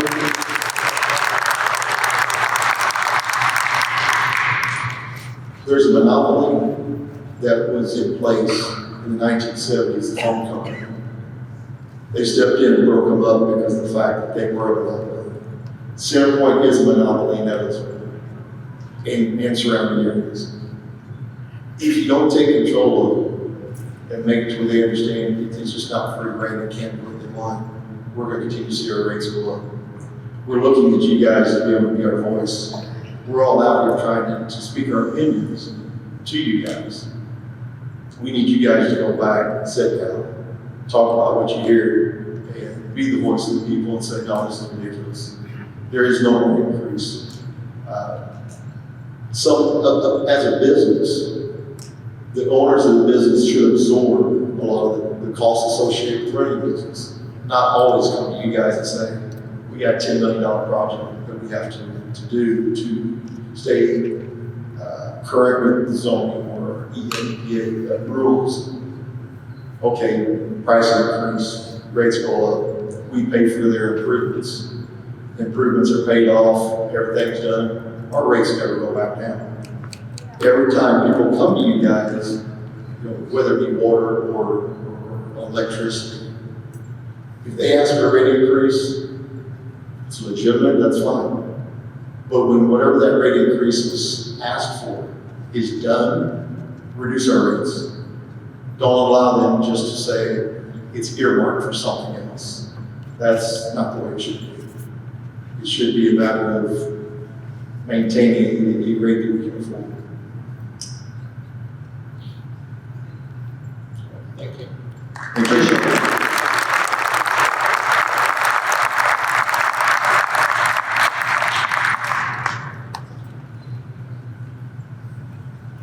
Okay. Thank you. Okay, go ahead, introduce yourself. Well, thank you for being here, Chairman Zay and Commissioners. My name is Keith Potter, and this is pertaining to the smart meters and their accuracy. I get a weekly electricity update, and this one is dated March 2nd through the 8th of 2026. And what caught my eye was, if you see that dark blue on that bar graph right here, it says I use more electricity on that day than any other day during that week. I was not even home. I don't have any children living at home. It's just me. I turned my circuit breaker off for that whole week to my HVAC unit. So my furnace never ran at all. I unplugged every single thing in my house except for my refrigerator, freezer, and my chest freezer in my basement. No lights are on when I'm gone. I don't have any security lights. I don't worry about that. Somebody wants to steal, they need it more than I do. But that right there is theft to me. And if anything should happen, there should be a class action lawsuit against these meters, just like the other individual said earlier. And there's nothing that makes me more upset than a thief. And Center Point Energy is nothing but a thief. They're committing fraud. Right now, they're committing fraud. And I am so glad I was blessed to see this email that they sent me. Because when I called them to talk to them, they said they don't have that. They don't have a copy of that. All they have is what's on the bill, which is what happened, how much I paid in previous months. And I said, well, it's funny because I get a weekly bulletin every so often. I get a report day by day from Center Point Energy. It tells me my kilowatt hours I use per day. That Sunday, I wasn't home at all. I wasn't home Friday, Saturday, Sunday. I didn't come back until Monday afternoon. There was nobody in our residence. How did I use half the amount of electricity on that Sunday? But on that Saturday when I wasn't home, it states that I used the most of my electricity was at 6 a.m. in the morning. I'm retired. I don't get up till about 8 or 9. But I wasn't even there.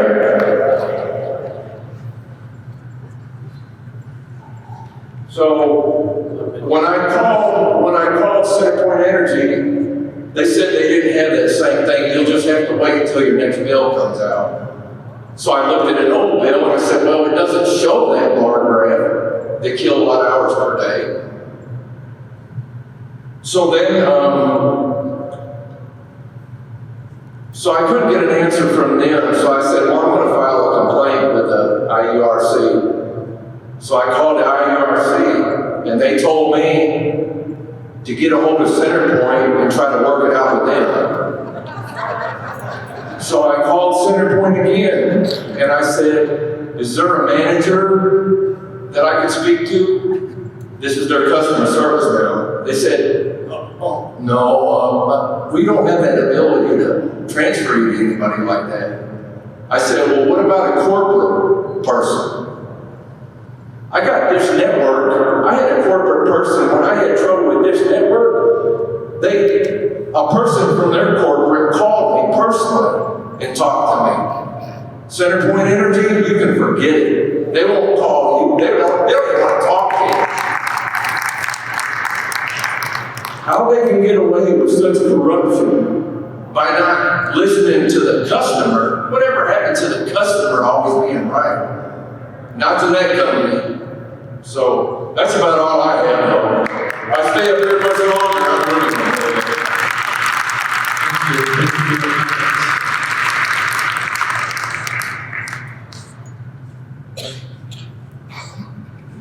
Definitely follow. My name's Brad Lisenby. I born and raised in Evansville. I went to the University of Evansville, and the day after I graduated, I started working at Sigico.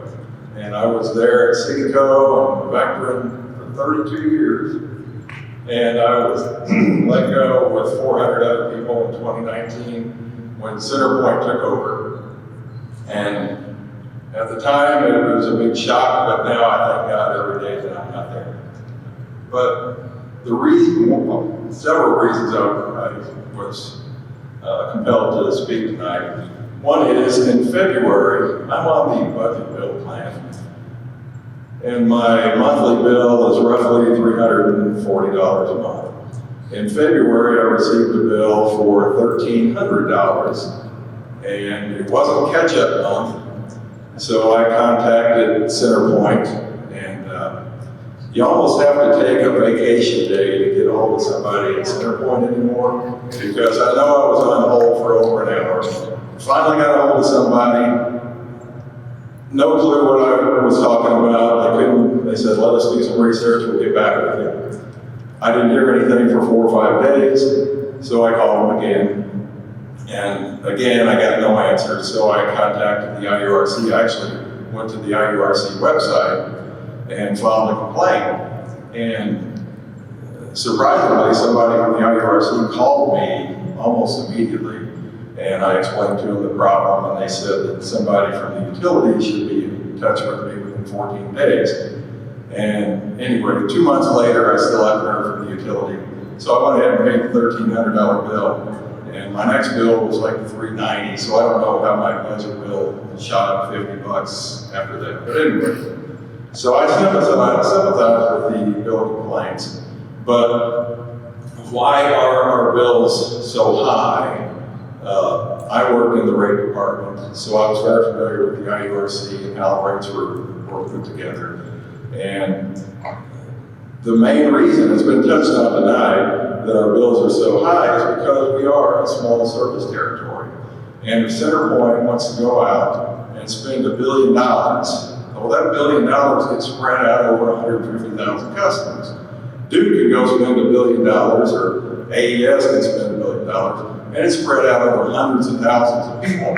So, but my point is that Centerpoint can't really spend that money without the express approval of the IURC. So the IURC, I hate to use the word complicit, but has allowed this to happen. And consequently, the Brown plant did not have to be shut down. Brown was a very efficient coal plant, and it got shut down because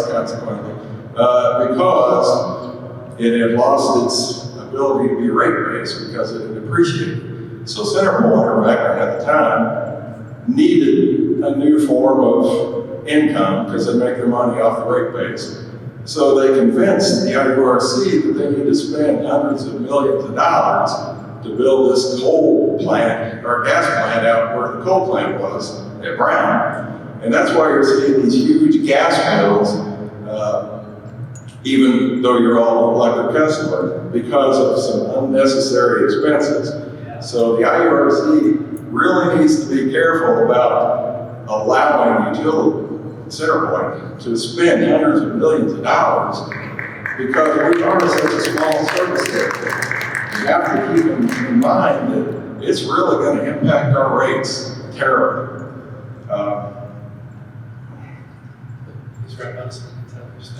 So I'm not sure if there is a regulatory solution. Since that train has left the station, the damage has been done. But maybe there's something that can be done legislatively And I sincerely appreciate all the legislators here tonight. And at the beginning of the night, you ran through a slide showing how Indiana utilities are regulated monopolies. And that's the way it's been. It's been that way for 100 years. But that's not to say that that's the way it has to stay. Other states allow competition, and maybe it's time for competition in Indiana.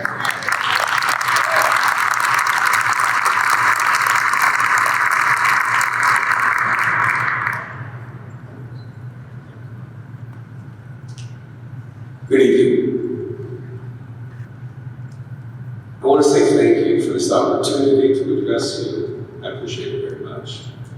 My name is Fred Malfinger, and I'm a member of the Society of St. Vincent de Paul.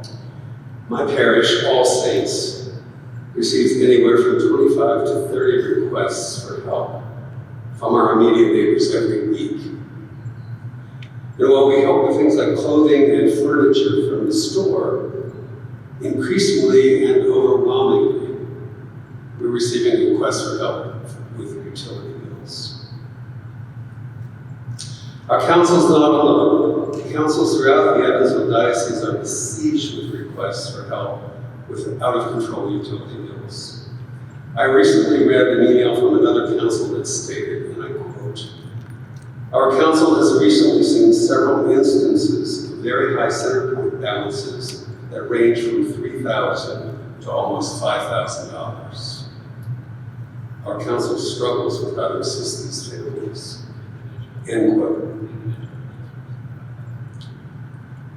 From April 1st, 2025 to April 1st of this year, the St. Vincent de Paul Conference in the Evansville Diocese provided $424,681 in gas and electric assistance, helping 2,856 households, almost 3,000 households needed help.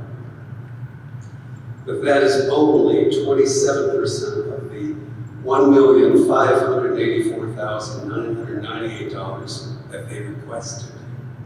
We could only help them to the tune of 27% of what they needed. Yet that $424,000 figure represents 52% of the total assistance that we provided to our neighbors in need. More than half of the help we provided was for center point bills. But we're not alone. Charities throughout the city are being tapped out as they try to help our residents cope with their utility bills. Along with us, the Salvation Army, Catholic Charities, and our township trustees are doing their best to help our neighbors survive and not have to make a choice between electricity bills and medicine or food. I just ask that you consider the immorality of a system where charities are being run dry to provide a guaranteed return to a for-profit, out-of-state corporate monopoly.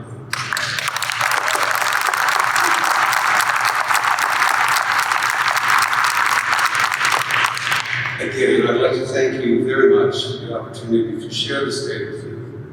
And I hope that it will help you understand the unaffordability of these center point rates that will burden you here in Evansville. Thank you.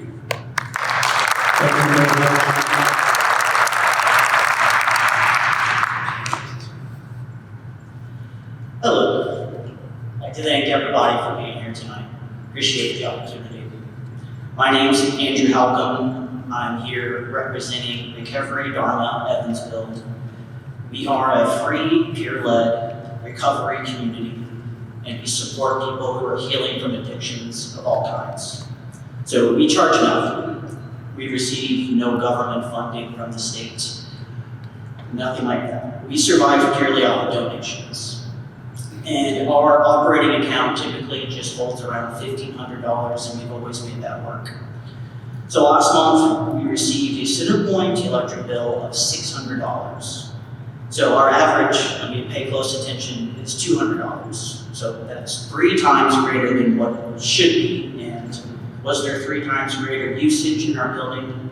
Absolutely not. So we can afford that. So 2 or 3 more bills like that, and we will lose our meeting space. When that happens, people who are in active recovery, these are people who have nowhere else to go, lose one more space that was helping keep them stable. So I want to be direct with y'all that the increase we approved, again, as we said earlier, are not abstract outcomes. These are real public services that are trying to absorb these rate increases. We provide a public service that reduces the burden on emergency services, hospitals, and the criminal justice system. And again, we do this all for free just to help people. So we are being priced out by a regulated monopoly whose increases your commission approved, again, over the objection of the state's own consumer advocate. We're just asking for rate relief for small nonprofits that are providing direct community health and recovery services, and of course, some relief for other people here. So, thank you. Thank you for your hard work on behalf of our citizens. Good evening, my name is Christopher Norick. I help organize a group of 20,000 utility customers known as Direct Action Against CenterPoint Energy, commonly known as DACE.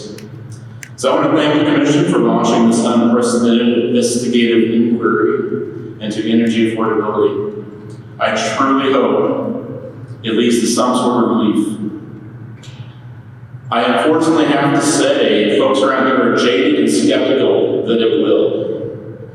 For those not on the Commission at the time, but I'm sure you heard, we had an unprecedented 9 hours of marathon testimony that occurred in this building at the last electric rate case hearing. It would have been even longer, but some folks just couldn't wait out with their work and family obligations. An additional third session was certainly warranted, but not offered.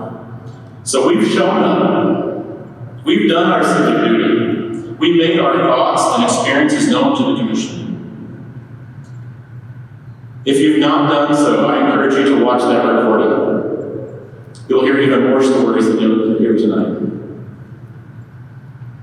You'll hear all those who spoke that day had a very clear message. We can't pay anymore. We are at the limit. Deny this rate case. You approved it anyway. What hit us last spring is almost unimaginable. And when I say unimaginable, you have to remember that we've had to cope with the highest rates and the highest bills in Indiana since 2007. It was a 25% increased gut punch with just the first phase in. You all like to talk about avoiding rate shock. What do you call that? Maybe a sucker punch is a more appropriate term after the amount of spoken and written testimony submitted to the rate case that begged and pleaded not to raise these rates any higher. We are just starting to see the fallout in black and white. The latest disconnection and arrears report submitted to the OPCC states that as of September 2025, 16,000 households, that's nearly 1 in 8, 1 in 8 in Centerpoint, South Territory, are 60 plus days behind and owe $4.9 million. That's double from the $2.3 million owed the previous September before the rate hike.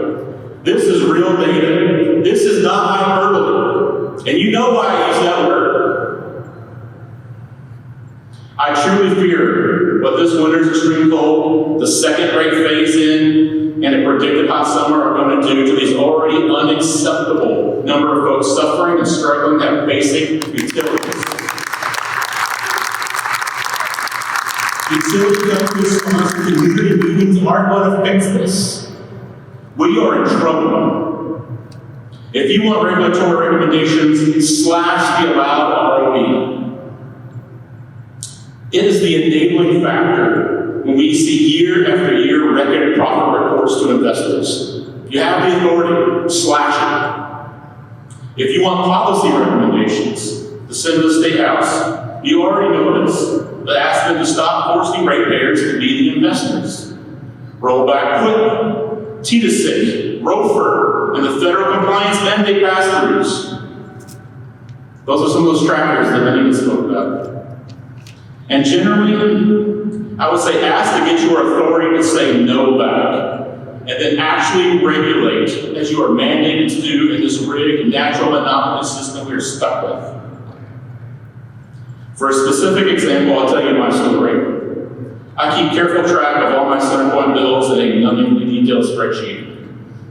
I spent $1,232.62 for 5 years of electricity. That's not per month, that's not per year, that's a little over $1,200 for 5 total years of electricity. My house is well over 100 years old and not very energy efficient beyond LED bulbs and a programmable thermostat. So how was I able to accomplish this seemingly magical feat? Simply putting my own solar on my home with the help of my family and friends. We did so right as the legislature, sadly including you, Chairman Zay, was cutting the legs from under the nascent Indiana solar industry when it passed Senate Enrolled Act 309 in 2017.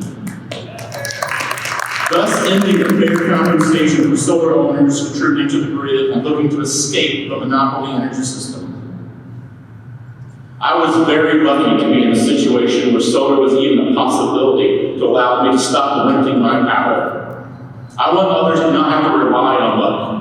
I know firsthand there are a lot of barriers to going solar. Indiana needs to break them down, not put more up. Recommend that the legislature restore fair solar compensation. Recommend enabling community energy programs, just like half the other states already have. Why not us? Recommend allowing third-party ownership. Put the property tax deduction back that was just ripped away. Help go crazy and recommend they actually help low-income folks go solar. Can you imagine that? Finally, we don't have the luxury or time to see if these multi-year rate plans or this so-called performance-based rate making are going to make one red cent of difference in our bills. Folks who are barely hanging on are slipping under the water. What are you going to do right now to help save them? Thank you. Thank you.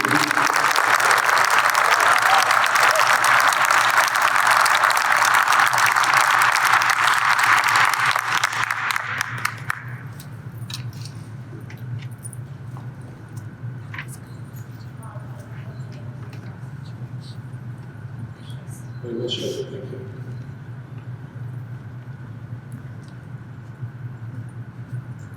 My name is Marcia Dick, and I come here to ask some questions about what the real value of the IURC is.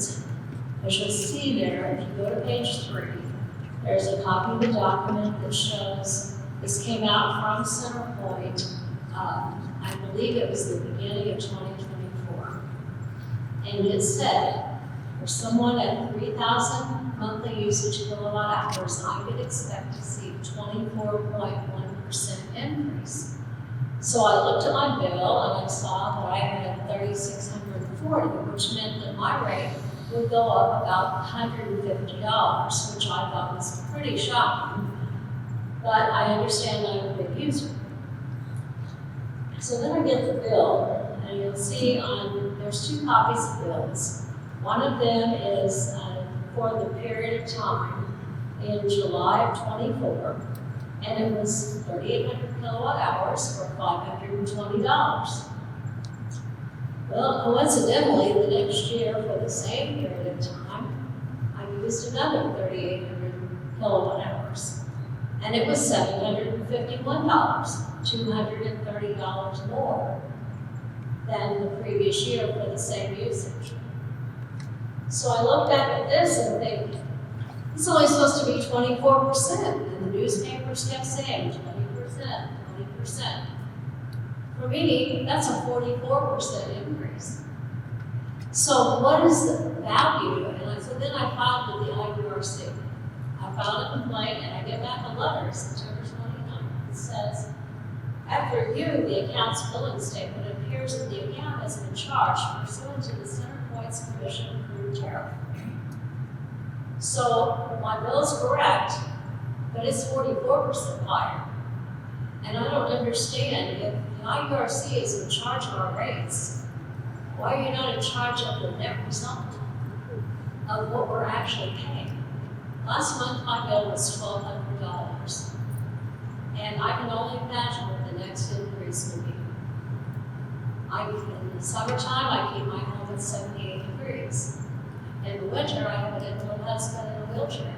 And so we're trying to heat just one room to something that's comfortable for him and keep the rest of the house at 68. So it's just something that is not understandable to me as to how we can improve a rate at one amount and all these other things can be added to make it that much more expensive. Thank you. Thank you.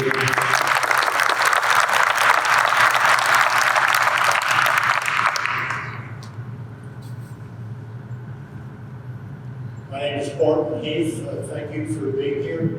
I'm also a member of DACE, and I'd like to state this a little differently. I don't blame CenterPoint for what they're doing.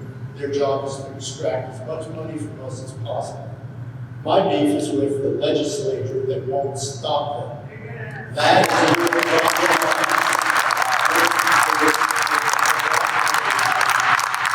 the problem is that years ago, they stopped the minimum wage. The minimum wage, I mean, you know, initially what it was for was to keep people from falling through the bottom and becoming a burden on the public. Well, when I mention minimum wage today, people say, well, nobody works for minimum wage. No, that's because they've fallen through the bottom. And when they fall through the bottom, now what happens is we support them anyway. They're on public assistance. They're living in assisted housing, government-sponsored housing, and we pay those bills anyway. And then we have to pay our utility bills on top of it. And since that freeze in 2011, when they stopped raising the minimum wage, our public officials have all been getting their wages. They've been continuing on, and but they look at us like, you know, there's something wrong with us that we expect to be propped up. Well, yes, we expect to be propped up, just like our legislators, our governors. The executive board just got huge raises. 100,000 for the governor, 90-some thousand for the lieutenant governor.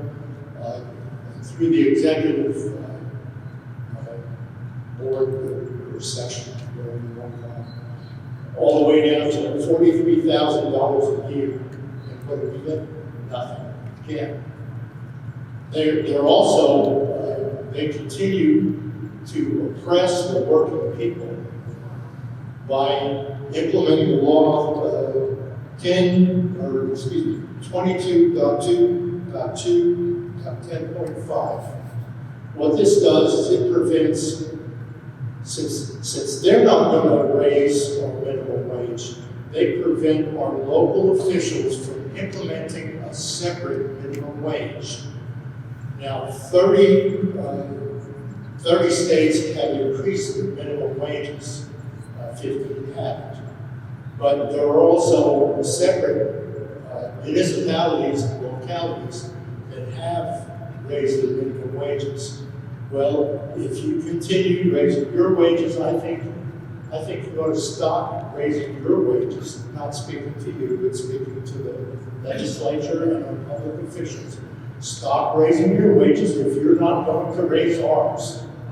There's no reason for you to oppress us, prevent us from paying our bills.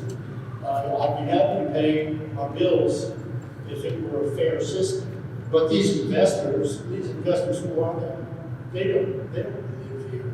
All they count on is the dividend. They're wealthy people. Hey, I know some wealthy people. Have you ever asked a wealthy person about their electric bill? They look at you like you're talking about navel weight or something, nothing. Something they don't even know.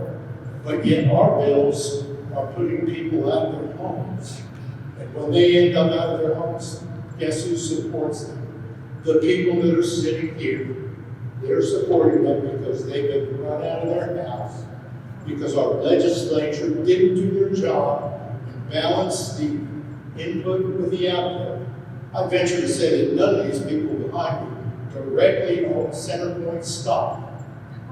If we could, maybe we could get some kind of equality going on here. We could balance our income with our increase in our billing. But there is no justice here. There's only cruelty. And then on top of that, they've approved data centers. So now we're going to pay more to put in these data centers, using our tax money to make these wealthy people, these billionaire Silicon Valley people. I'll call them people, maybe they are, whatever. So we're going to beg them to come here to Indiana and put in these data centers, produce almost 0 jobs, and then we're going to fund them with our money while we go there. I mean, it's wrong and it needs to stop. And I'll just say, of all these states that are raising their minimum wages, once they had minimum wages raised since 2018, a minimum of 10%. 10% a year or more, some as high as 20% over the last 10 years. And that is Mexico.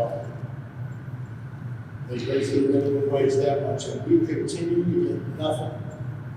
It's time to give us the ability to pay our wages.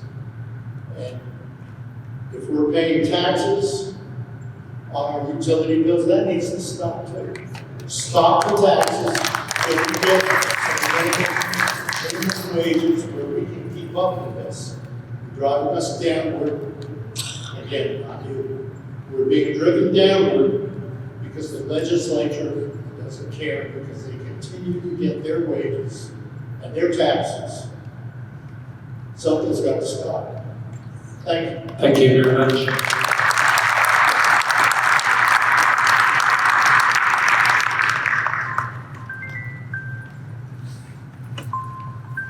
Good evening. My name is Tanya Hesselberg, and I am not a speaker. I'm going to ask God to help me here. I am a retired employee of EVSC, and I was there for 27 years. My husband passed away 3 years ago, which meant half my income was gone. I am retired. I am a widow.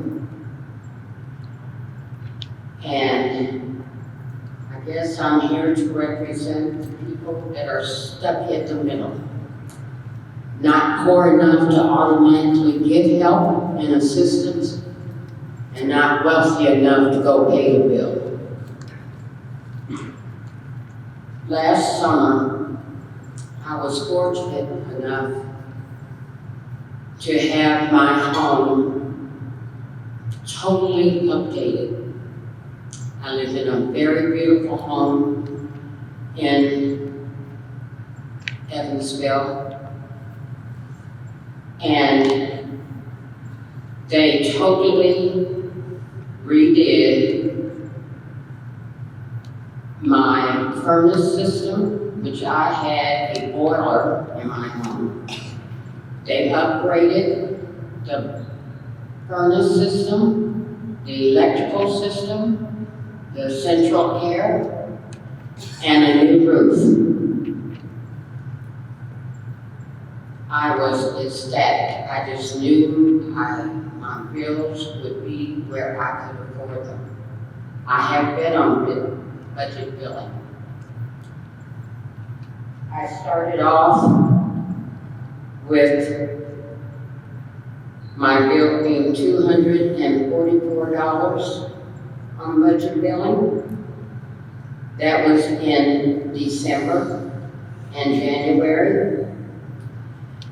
My updates on my home were done in 2025. And in February, on February the 20th, 2026, I received a bill, which I had been paying my bills, never fell behind, and I thought budget billing was a blessing. Boy, was I mistaken. My bill was $2,149.70 for 1 month. I thought I was going to die when I opened up my CenterPoint bill. Would you be willing to share what it was prior? I'm sorry. What was your budget bill prior? The budget bill started off at $244. Then they told me that that was my January bill. I paid it. This was my February bill, where they told me that it was up to $2,149.70. And I'm like, what are you possibly talking about? I called CenterPoint. I called the people that put in my new furnaces. They came because they couldn't believe it. They took a picture of my bill. I'm at the point, I went to all the organizations that people I had never asked for help before in my life. I went to Catholic Charities. I met some of the nicest people ever that were so concerned. But I went to Kate. They put me in a drawer. They told me I had to wait. CenterPoint doesn't wait for you to take me out of the drawer. And I am just devastated. I'm just devastated. I turned everything off. Yesterday, it just so happened before this meeting, I received my March bill. Well, first of all, I want to tell you what happened when I called CenterPoint. I was on the phone for over an hour, on hold. And when a gentleman finally came to the phone, I asked him about the grid on the left-hand side of the bill. He had no idea what I was talking about. And I said, sir, it's on the left-hand side of the bill. He got upset with me and hung up. I had been on the phone all that time and he hung up. But yesterday, I received my March bill in the mail. It said that out of the $541 that they broke my $2,000 bill into, that I overpaid $1.87. So instead of paying $541, I would be paying this month $539.13. Well, I never had this problem or a bill this large ever, and I've been in my home for 30 years. The same house.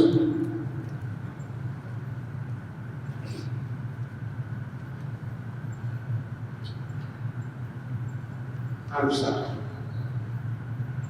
Can you wrap up with this? I'm sorry.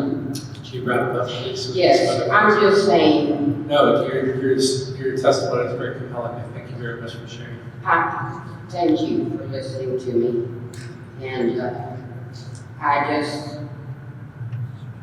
cannot believe that so many people are in the same boat I am. Of course, I haven't heard anybody with a bill this large. And I'm at the point I don't know what to do. What I was going to say was that as I'm paying on this $2,000 bill, I thought my bill would be going down. But the people that I am with every day on a daily basis, they said, Tanya, do you realize that while you're paying this $2,000 bill, Centerpoint is adding on to your bill every month for the month, which they were right. In February, after I got the $2,000 bill, I literally just paid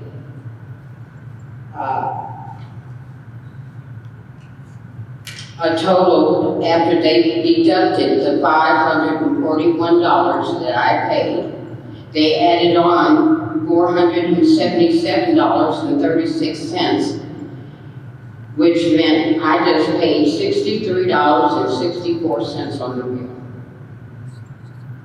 The beginning balance was $2,149.70. Budget billing, I paid $541, and then they charged me for March $477.36, which my new balance is $2,086.06. Thank you for listening to me. Thank you very much.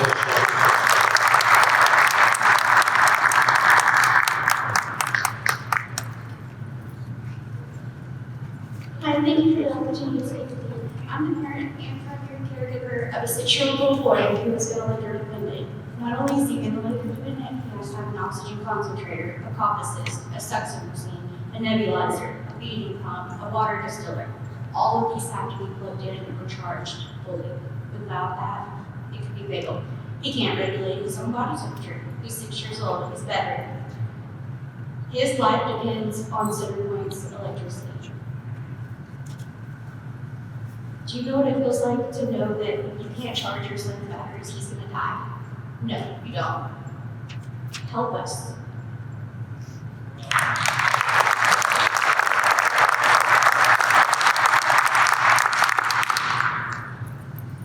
My name is Michael Whitaker.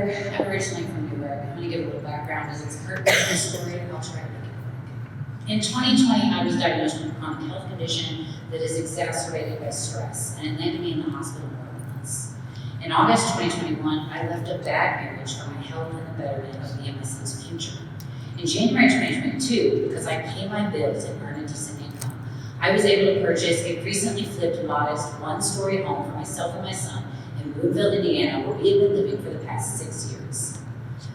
I knew it would be a struggle as a single mother, but I had been the primary breadwinner before the divorce, and the home I purchased had a new metal roof, new windows, insulation, and a fairly new central heating and air system, which according to Centerpoint made our home one of the more energy efficient homes in the area. So you can imagine my surprise when the first 2 electric bills we received for part of January and February 2022 were larger than any I paid at our previous 2-story home in the same town.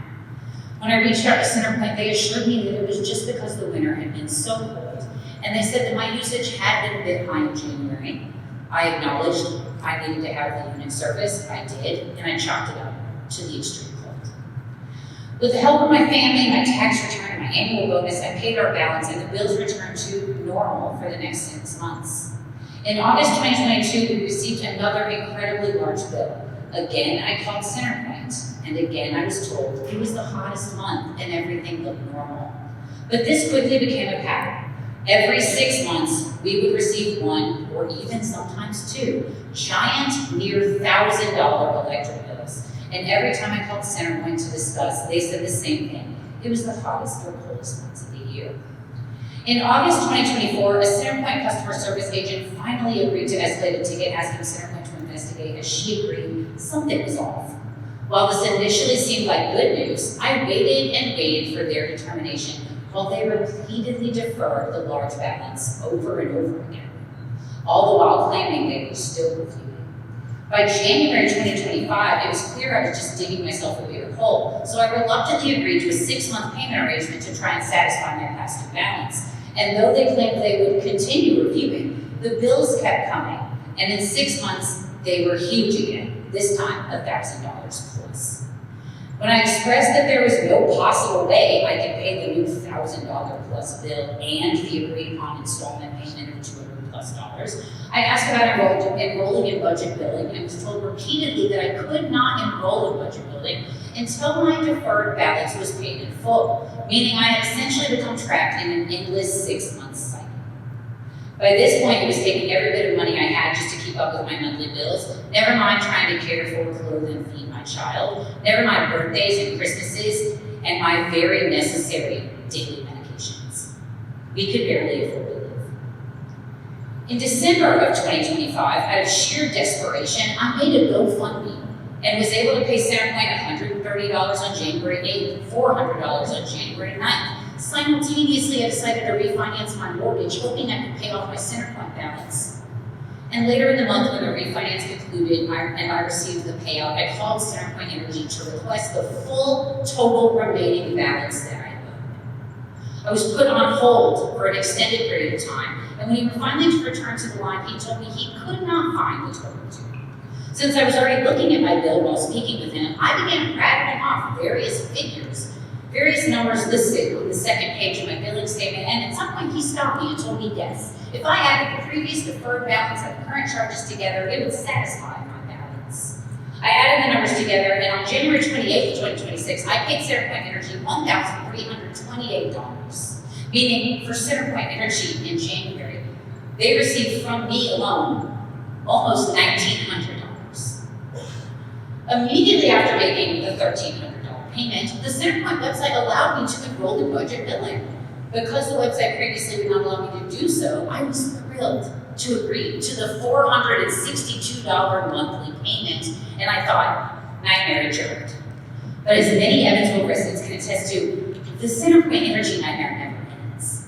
In February, I received a CenterPoint bill which reflected a $500 credit and an amount due of $190.93. The math wasn't math, but I trusted that things would sort themselves out on the next bill, and I paid the $190.93. In March, I received a billing statement which reflected the budget billing amount and the previously agreed to installment amount. So let me clarify that just so I heard you right. So we squared up at some point. You got a budget billing, it was about $400. The next one was 100 and some change. And then the next was that difference plus the budget. I get the budget billing now that they said I couldn't have with the installment plan and the installment plan. That's right. That's not what budget billing is. They claimed everything was correct when I called them this time. Only this time, I decided I couldn't trust them over the phone. I began emailing them. They claimed I had never been misadvised, though they acknowledged finding the monitored and recorded call in question. They claimed I still had a deferred balance and stated that in spite of what they previously told me, I would be paid the budget billing amount and the installment plan payment until the deferred balance was satisfied, the one that I thought may not be satisfied. So despite my protests in March, I paid $700 plus to CenterPoint, and I filed a complaint with you, the IURC.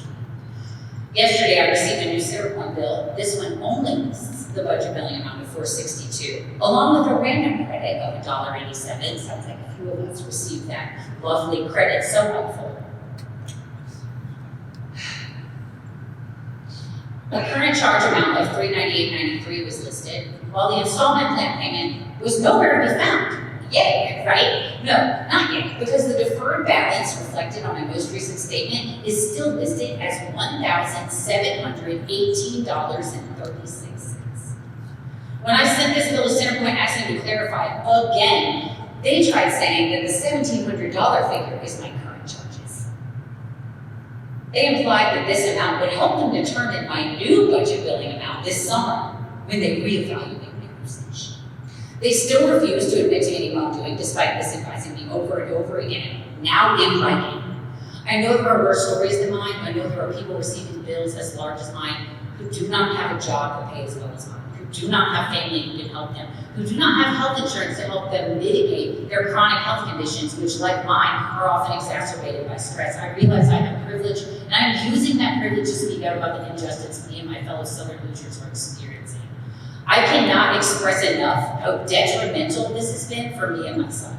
During a time when he needed stability the most, CenterPoint's predatory practices and the rate hikes you approved have made giving him that stability incredibly difficult and at times impossible. I am begging you to hear our pleas and to hold CenterPoint and yourselves accountable for their predatory and criminal billing practices. Thank you very much.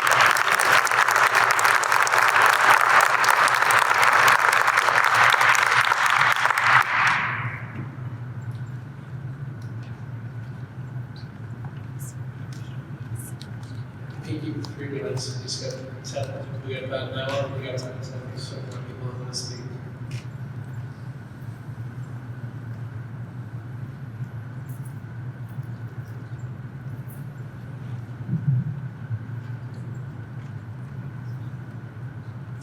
Hello, my name is Brent Jackson. I'm here representing the President's Neighborhood Association on the southeast side of Evansville. Back last year, we discussed some of the problems in our neighborhood, and our discussion started to become focused on the problem with our payment of bills, payment of electric bills. We decided to create this decree of economic hardship and kind of write out our grievances that we have with CenterPoint. I'm going to go through some of this with you today. As you see, there's a date on it from August of last year. Some of this has changed, and I'll denote some of that. We, the members of the President's Neighborhood Leadership Team, come now to announce a decree of economic hardship regarding the rising cost of utilities, that we are petitioning our governments, its committees, and its members from the bottom to the top, that sets, controls electric rates and the law surrounding utility rate increases in Indiana, that we declare the following grievances to be accurate and true regarding our current situation. Number one, whereas the President's Neighborhood is one of the most southern organized neighborhoods in all the state of Indiana, that hot weather events most likely affect us the most and our thermostats more than any other organized neighborhood in the state of Indiana. Whereas Indiana as a whole has seen one of the biggest jumps in utility bills in the nation, with residential electricity costs rising over 30% since 2015. Whereas electric rates in Evansville, Indiana are currently the highest in the state, and that was back in August, and nearly double when compared to Henderson, Kentucky, just 2 miles away. Whereas energy monopolies in Indiana have in fact been given statutory authority and guarantees to perpetually grow and raise their rates under the veil of making needed supporting improvements to their infrastructure. Infrastructure that we citizens ultimately pay for, while never seeing the returns on investment when these privately owned monopolies sell out to another energy company or group. Whereas, CenterPoint continues to give copious to nonprofit organizations while passing these costs on to the consumers of CenterPoint Electric under their general operating budget. Whereas none of the city committee members, this has changed since this was written, none of the city committee members on the Utility Regulatory Commission are from the Southern Indiana region. Well, that has changed since this was written, and thank you, Mr. God. Whereas none of the CenterPoint Board of Directors reside, live, or are from Indiana, demonstrating a clear lack of representation across all boards and committees in the CenterPoint relationships. Whereas neither the mayor, the city, county council of Evansville, its commissioners, state legislators, nor Governor Mike Braun have proposed any change that have seen the light of day to address the current status quo or infrastructure that supports energy monopolies in Indiana. That's still true today. Whereas elected officials up and down the state of Indiana continue to receive political donations from CenterPoint, Energy, and PACs that represent CenterPoint, leading to a clear conflict of interest.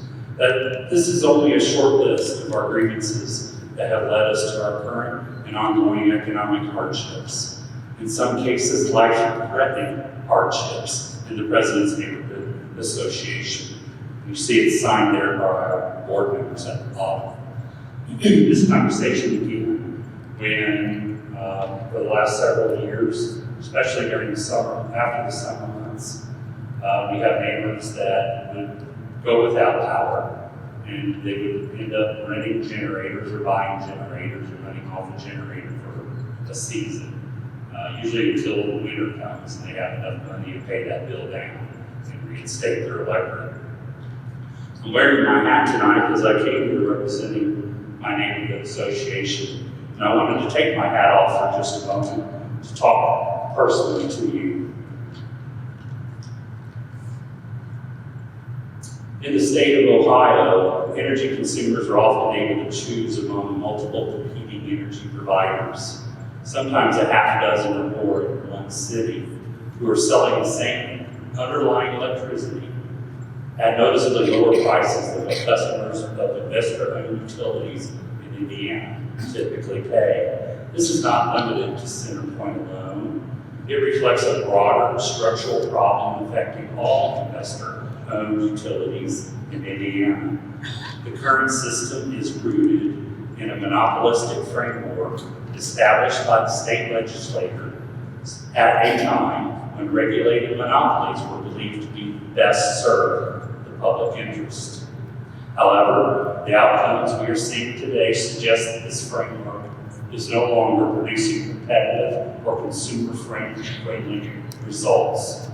I would urge this regulatory body to consider recommending to the governor in the Indiana Assembly that we move away from this monopoly-based model. Specifically, the state should explore separating ownership of the distribution grid, paid for by the consumers, from the sale of electricity itself, and allow competitive energy providers to enter the Indiana market. Ohio has implemented a version of this model, and it has demonstrated meaningful benefits to the consumers. Your role as regulators should be focused on ensuring reliable delivery, maintaining infrastructure, and addressing environmental concerns, not repeatedly hearing from consumers who feel they have no meaningful choice and no control over their rising energy costs. If there is one recommendation that would come out of tonight, these discussions that would have a lasting impact, it is this: consider adopting a competitive energy framework similar to Ohio's. Without meaningful structural change, it is likely that these same concerns will continue to be raised again and again in future hearings. Thank you.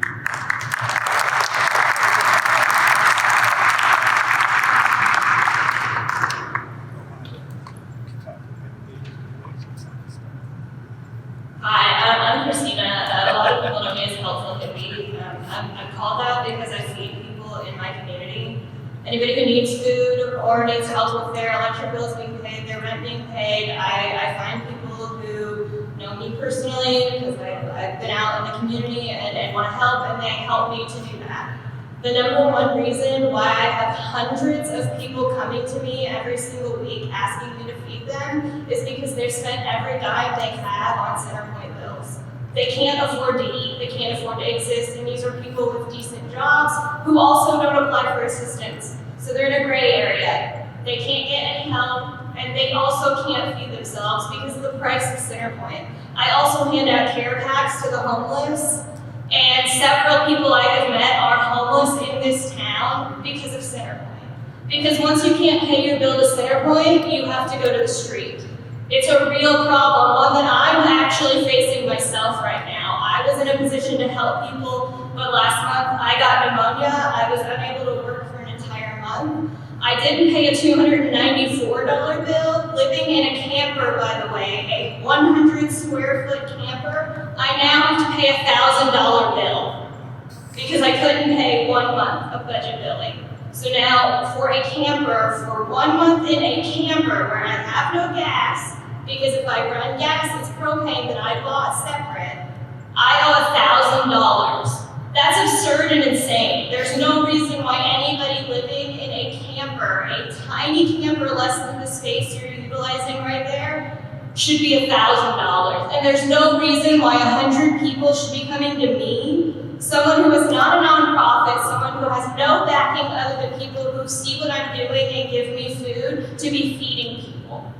I don't have the resources, and I don't have a good enough job to do that, but I'm doing it, and I'm finding a way to do it. I need you guys to do your job. Stop letting them price gouge us. Stop allowing this to happen, because that's your job. Centerpoint is a monopoly. It's a state-sanctioned monopoly. You have been put in your position to ensure that we are not taken advantage of. You're not doing that. That's your job. That's your only job. Your only job. Your job is not to take kickbacks from Centerpoint. Your job is not to have your own pockets lined. Your job is to work for the people who are starving. There are people who are calling me, begging me, crying, because they can't feed their children. I'm doing it. I need you to do your job.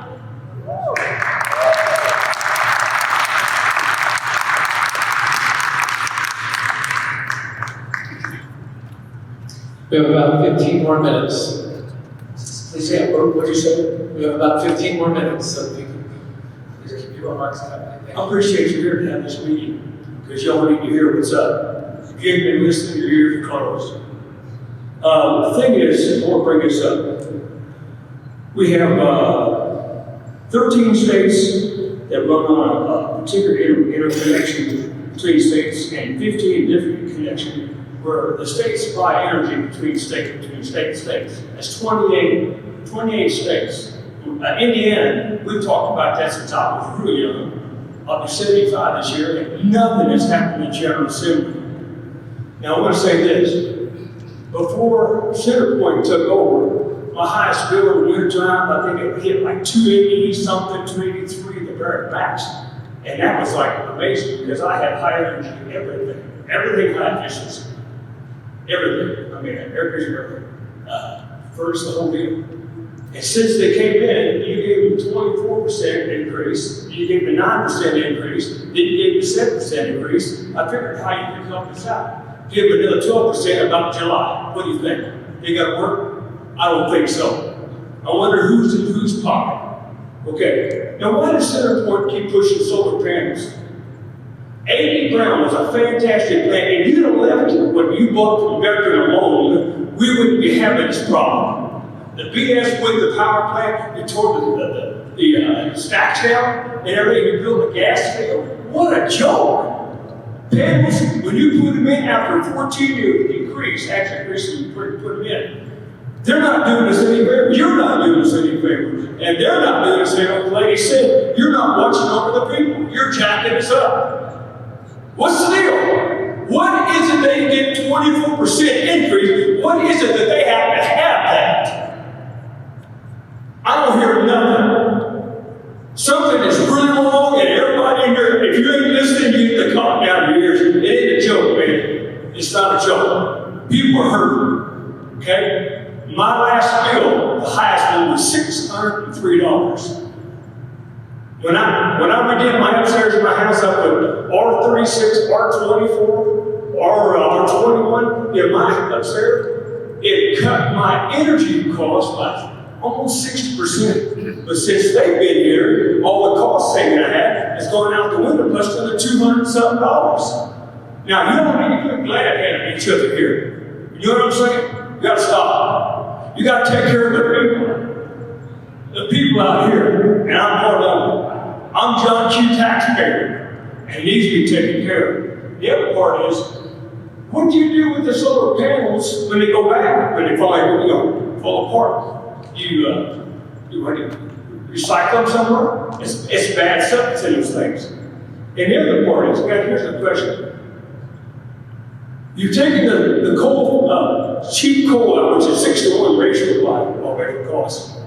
And AI is coming online, and now we need to have, actually not only just more coal for, but fusion or fission or something to really bring it up. And I'm not hearing nothing out of Center Point.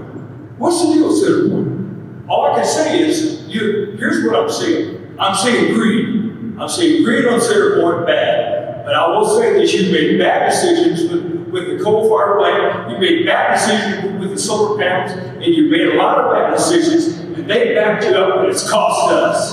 I'm done.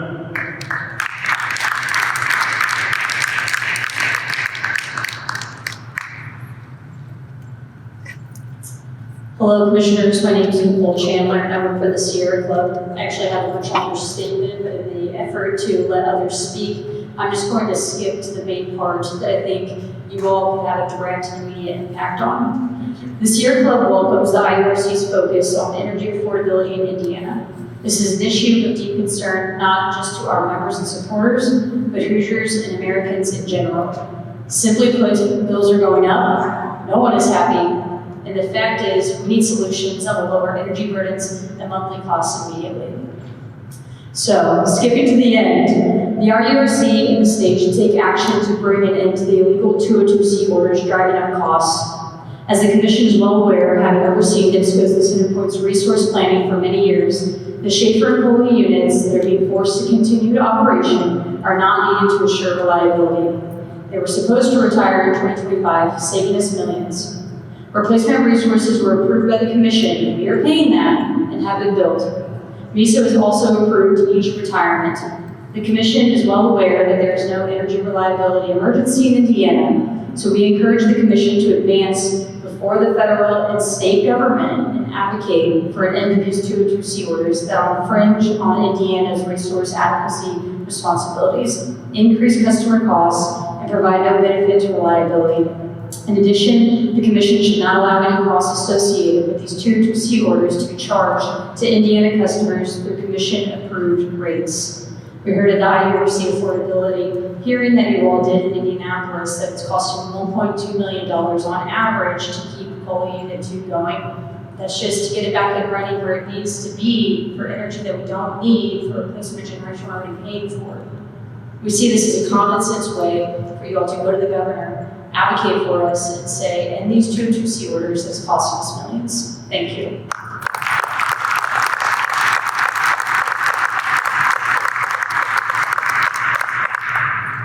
Ken Colbert, Vanderburgh County resident, and I'm fortunate enough to be able to pay these bills. However, the Indiana legislature began the abdication of utility oversight to the Indiana Utility Regulatory Commission in 2013. This is through 7 state laws signed by 3 governors, this process. These laws were sponsored, authored, and approved by our legislators, O'Brien, McNamara, Ledbetter, and Becker. They did not protect or support Hoosiers during this hostile takeover of the utilities in the state of Indiana. There was no creation of utility cooperatives owned by the people, or even legislation to provide energy caps. Nothing. Our legislators knowingly aligned themselves with the lobbyists and utility corporate interests over Hoosiers. Herein lies the blame. Whether Republican or Democrat, they're both at fault. We look no further than the campaign contributions provided by Center Point to our elected officials. Mayor Terry virtue signals concerning residents' inability to pay exorbitant bills, yet she received and accepted donations from Center Point Energy. She's a hypocrite. The charges are directly related to the manipulation of transfer charges on the bills affecting residents, businesses, and government with zero intervention by elected officials at the State House. These 7 state laws during that time period justify the theft of taxpayers' money to pay for utility costs, infrastructure, and unfunded mandates. This must be repealed immediately, these 7 state laws. And I would encourage individuals to vote for public servants that will be a barrier to the lobbyists stealing money from Hoosiers. Thank you.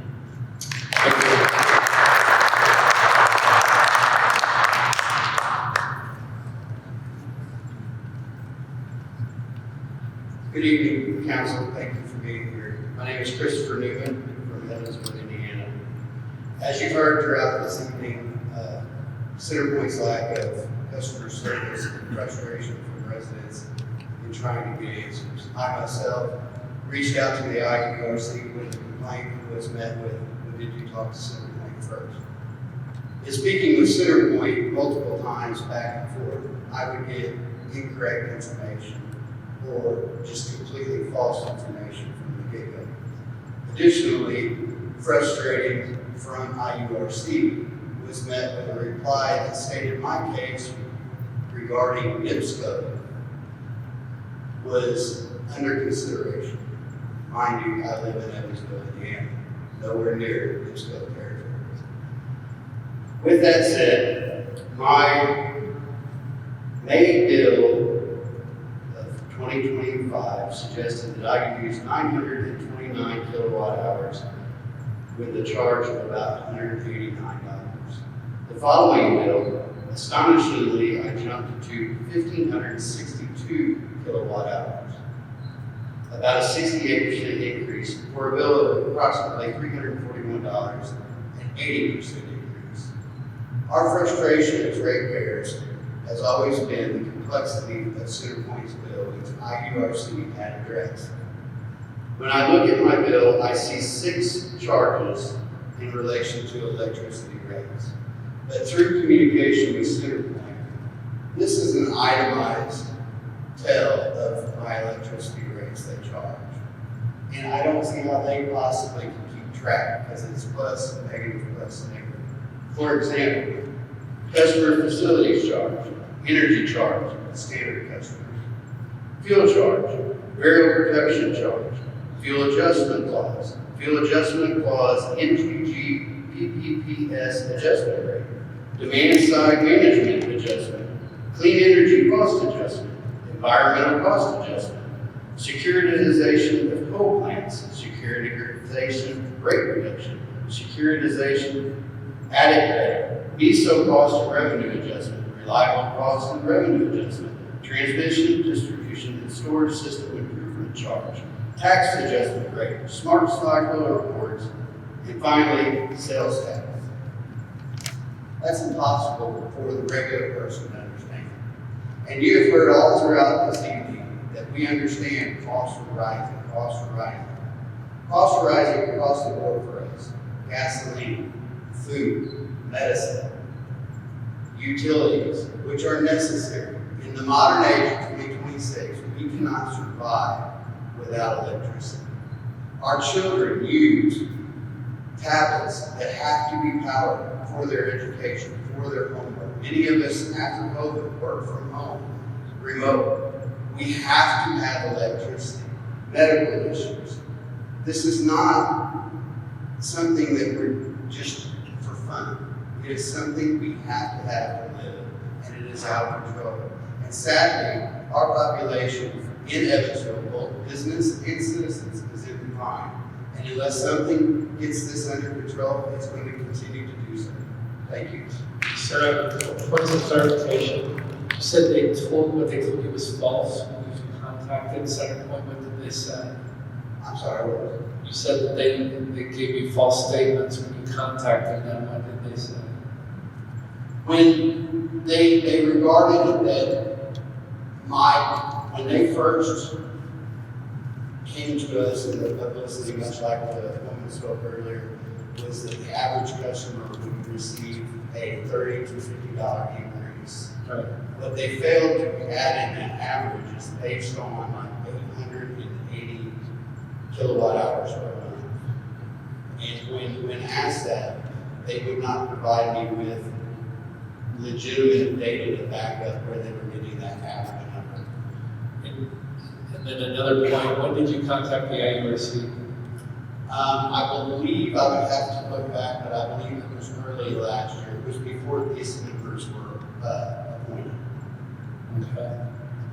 I can And you contacted the IURC after you talked to Centerpoint? I had not, because I was still going through the data that they did provide me.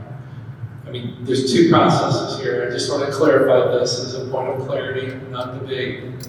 The OUCC represents the ratepayers, and you can contact anytime to help you. They testify in cases before us, all the cases, Centerpoint, all the other utilities that come before us.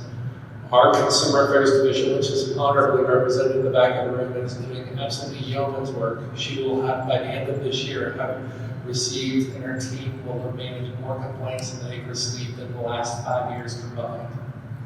So I'm very concerned about them not doing it right. We speak daily to make sure we are. As a business like myself, if the customers aren't listening to, we're not accomplishing anything. As a legislator, as Senator Tomes stepped out, I respond to everybody within 48 hours. If there's a case we follow through and try and get it accomplished within a month. I brought that same attitude to the IURC, which I think they already have in place. That was doing a wonderful job on that. But the way it works with our Consumer Affairs Division is we ask you to contact the utility first to get your complaint taken care of. If they do not, we will intervene with the utility to bring that to conclusion. But they respond as quickly as we get those complaints. And 90%, I don't know, I'm just speaking a little bit, 90% of our cases are a little overwhelmed right now. We try and resolve it in 30 days, one way or the other. So if in fact next go said or something was said out of turn, I apologize on behalf of the IURC. It is not our intent.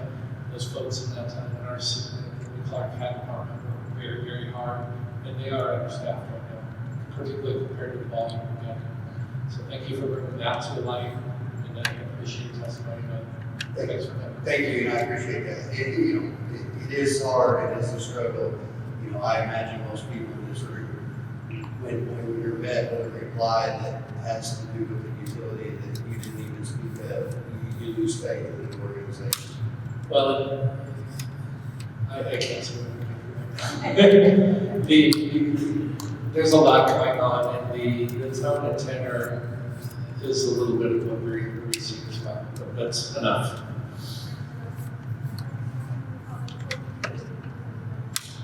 Do that one off me after we're done. I'll stick around and talk to you, but I want to get through the rest of these people. We actually need to wrap up here as quickly as we can. Thank you for coming, Mr. Chairman and Commissioners.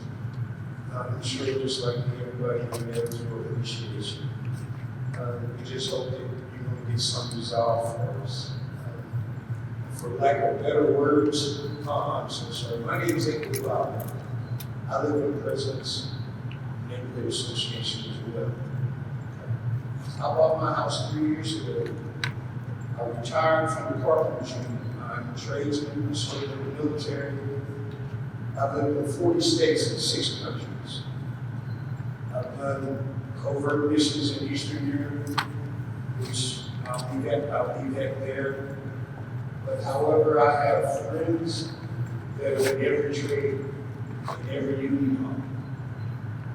By the grace of God, even though I was forced to return for medical reasons, when I bought that house that I have in President's, it's a 660 square foot house. I started a room addition, which I had to halt my room addition because of the utility bills. Before the first rate increase, my bills averaged for that 660 square foot house, it averaged $170 to $190.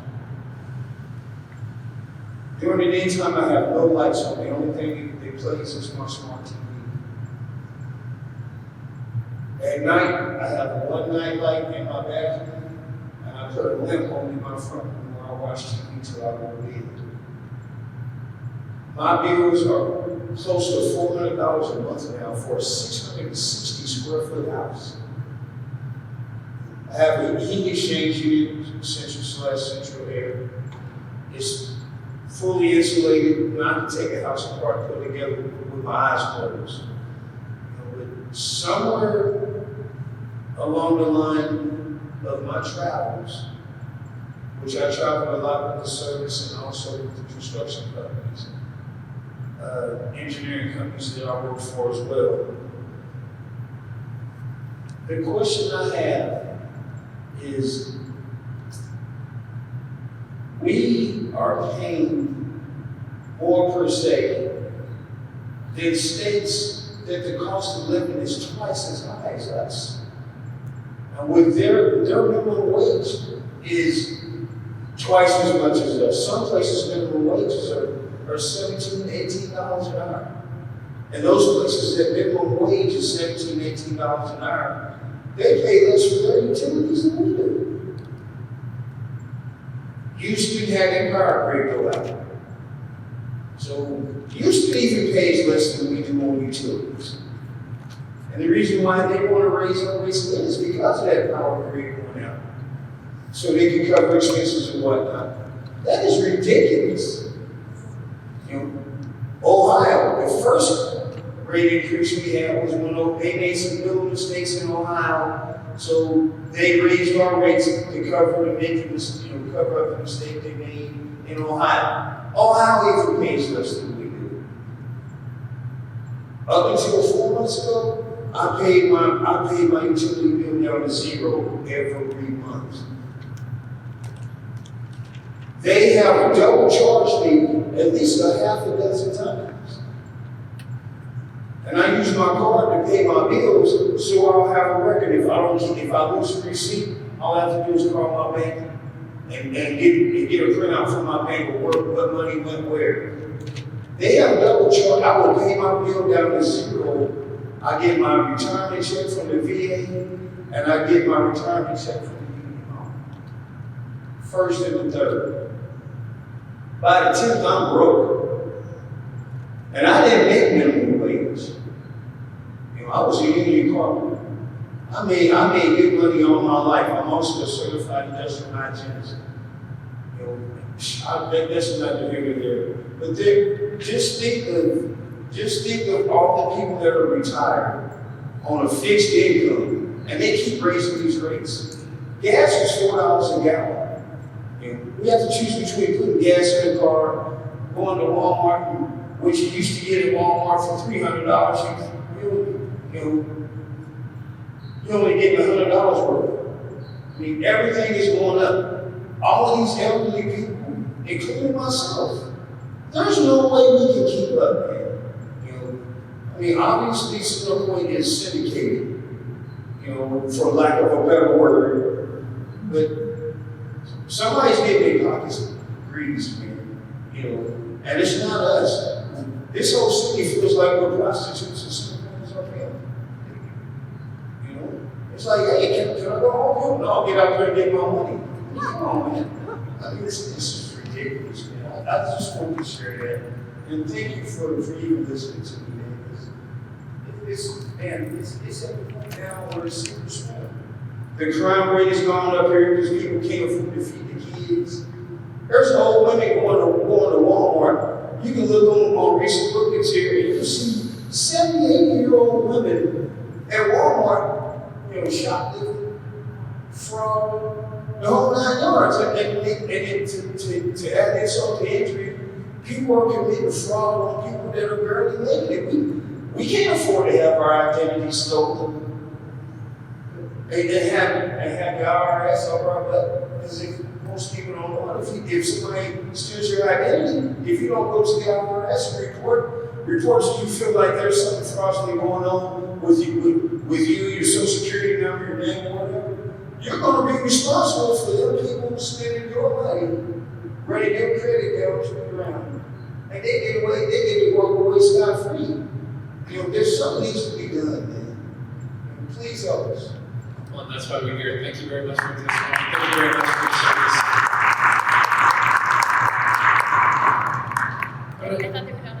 Quick hand, how many more want to speak? Can I say like 2 quick sentences? So I'm gonna. Please do. I'm gonna be super quick because I know there's so many people. One, I'm not a lifelong Vanderburgh resident. I didn't get here until 2017. I used to live in Texas. Texans hate Central Point. All right.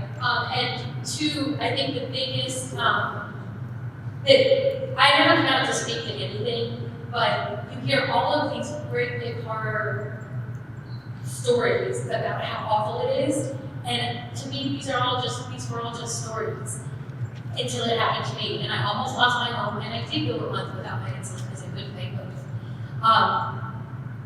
3, I work with as a counselor with students, and I have 2 students right now. The father was recently arrested for drug dealing. Turns out he was selling drugs because it was the only way he could keep feeding his kids. And then finally, I think the biggest statement as to how this is affecting the whole community is that in this polarized state, city, everything, the helpful hippie was followed by me in a Donald Trump cap, and they both spoke. So, thank you. I'm done. What was your name? Jessica Dennis. Thank you, Jessica.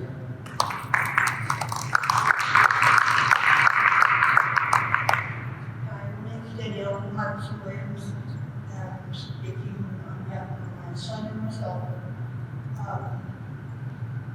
There's a lady here that spoke, and she spoke about she had a boiler and it went out and she got a new unit. I'm in the same exact situation she was.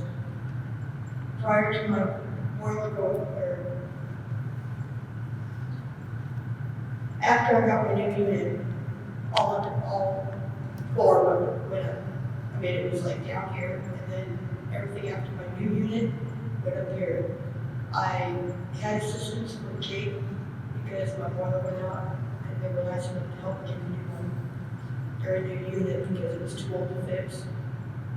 And it kind of bit me in the butt because ever since then, my bill has been screwed. I have a $3,800 bill right now at Center Point. My bill last month was $900. Out of that $900, they want a $300 fuel charge.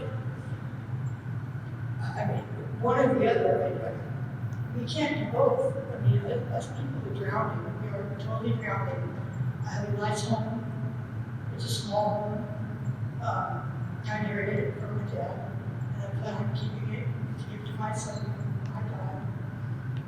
And that's in jeopardy because Center Point wants to make so much money. So last month's bill was $900? Yes. But you have a $3,800 balance? $1,500. I mean, I had a $1,900 bill the month before that. A month before that. Did you pay all that? I paid on it $500. Right, so they're dragging some nuts, and your total balance is over $3,000? Yes. Okay. At this point, yes. Thank you. And I'm having another coming. I paid them $2,000 in the last 4 months, but I'm gonna lose my power eventually. Sure. And then I'm gonna be off the grid. I'm gonna have to learn how to live without electricity, and that is, I mean, you're not allowed to do that according to building codes. I've struggled with the power company for the last year. Prior to that year, the rates weren't that bad. They were affordable.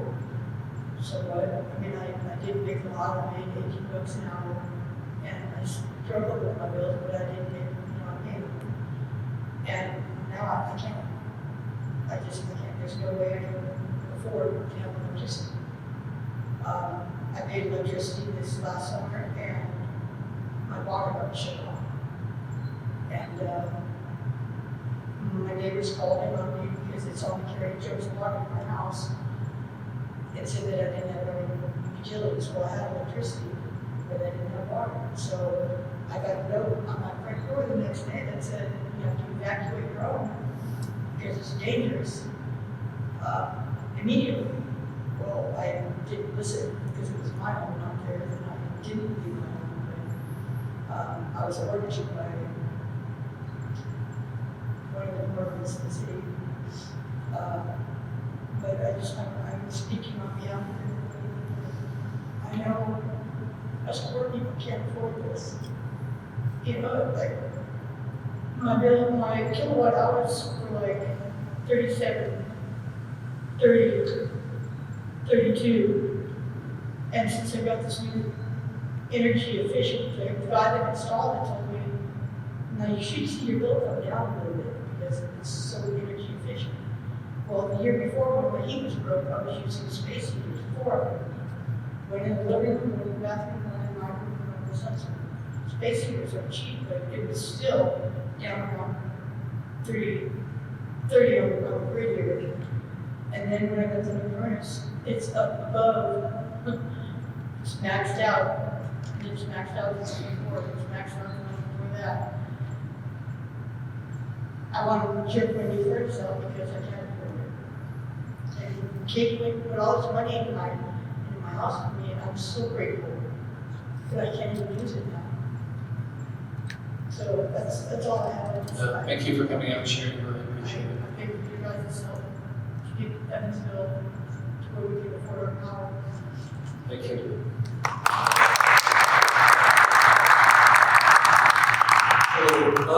I actually don't want to say thank you guys for coming because I've been so damn irritated about all this. You guys shouldn't be here tonight. You guys, a couple years ago, we went through the rate hike thing. None of that stuff should have passed in the first place. We shouldn't be here. You guys are like getting paid to sit there and rushing us along. I'm not getting paid to be here. I don't be here tonight at all. What's your name, sir? Dustin Moore's my name. I'm just frankly irritated every month. Every month we open up the center point, I'm on the phone with the center point, the IURC, the governor. The governor will show his face about it. I'm freaking irritated at him. There's probably kickbacks going on. I mean, they don't make sense. I mean, most of what I wanted to say this evening was kind of hit by Coach Mike Goebel, so I don't need to spread any further with that. I just think it's very disappointing. It's very heart-hurting listening to a lot of these people. I mean, it really is. When my grandpa lives in a small house, he's getting screwed up north at Center Point. His bills are pretty astronomical. My bills are going to be the roof, not touching some of these other people. I'm very fortunate. But it's just very, very heart-hurting. I mean, IURC should be ashamed of yourself. Politicians should be speaking on our behalf, and I don't think there's a very good job in that period at all. I mean, it shouldn't have been to this point. It shouldn't be to this point. And just do something about it. You get paid for your job, do your job. I mean, I have a job to do my job. If I don't do my job, then you know what happens? I lose my job. I know there's 3 new faces up here from the last weight hike. That fellow was there. And I don't know what the reason is, but when I called the IURC, he was asking questions because I was ticked off at Center Point, and Center Point said, well, IURC, they're the ones that allow us to charge what we charge, this and that. So I call, and finally I get an answer from the IURC, and the fellow I talked to wasn't one of these 5, the other guy's not here, but it was whoever answers the phone. They would say, well, 3 people weren't doing their job, so we replaced them. So changes are coming. That's what IURC told me. You know, I'm like, really? You guys approved the rate hike the last time we were here. And all these people there, I was at that one, I didn't talk at that one, because there's so many damn people to talk. But there was the same freaking stories. The same stories. All these freaking old, poor people getting screwed. They can't pay the bill. They're barely making it like a grandpa. And then nothing gets done. And the rate hike got When did you contact the IURC, sir? When did I contact them? Yeah. Which month? I call them every month. Because you know why? If I get off work and I'm stressed, I'm not taking that out on my wife. I'm not taking that out on my kids. I'm calling Center Point, and I'm calling IURC, and I'm calling the damn governor. Because my stress is going somewhere else. Even if it has nothing to do with you guys. I'm to that point where if I have any stress, I'm like, I'd rather call the freaking energy company because they're screwing me. And they'll call the IURC because they're the ones that are supposed to be fixing it. I mean, I don't need to say anything else. Well, I'm just trying to get to the bottom of what your interaction was with us, because that is what I do have control over to make sure my Consumer Affairs Division is working appropriately with the public when you contact us. So I just need to know when you contacted him and what your response was. And you said the response was that you were told by our Consumer Affairs Division that we didn't do our job as commissioners. Was that from my Consumer Affairs Division, or was that from Centerpoint? When I called Centerpoint, I asked them specific questions, and their answer is, the reason why we charge you what we charge you is because the IURC allows us to do that. Right. So I said, thank you, I will call IURC. So I call IURC, and then finally when I get to somebody, you kind of get the runaround. But the last time I called them, it had to be the last time we got the bill, so at the end of last month. That gentleman stated that there's going to be 3 new people on the panel, and they talked about dying from this area because it's going from Vanderburgh County. That the 3 people that were on the panel before were not doing their job, so the government replaced them. And that's what I was told. But I was just saying it's irrelevant. Well, it isn't, because it's very important. I've tried to make that clear tonight, and I will tell you that's why we are here. I am very concerned that the public is not being heard and not being treated appropriately. We've heard those concerns clearly through our 7 stops around the state. And I don't want my commission to be a part of that problem of not being heard. I understand that decisions have been made. I understand that I'm trying to affect the process and how the commission operates going forward. And again, that is why we are here. But I also understand if you contact my Consumer Affairs Division, that I want to make sure you are treated professionally, honorably, being heard quickly, and a case being resolved in a matter of reasonable time. And if that didn't happen, I need to know that so I can pivot and make sure I communicate that more. That's why I'm asking the question. I understand that. That's okay. Fine. Like I said, they weren't being rude, and that's what they told me. But my point is this. I shouldn't have to be on the phone with them, because none of this, we shouldn't be here tonight. Because those rate hikes should have been approved last time. I mean, this shit should have been taken care of the last time. Why does it keep going on? Do something about it now. Do something about it 2 years ago. Sir, I hear you. This is my 10th week on the job. I'm trying to do all I can, and one of my efforts is to sort of get down here changes. And we're trying to make some changes. And we have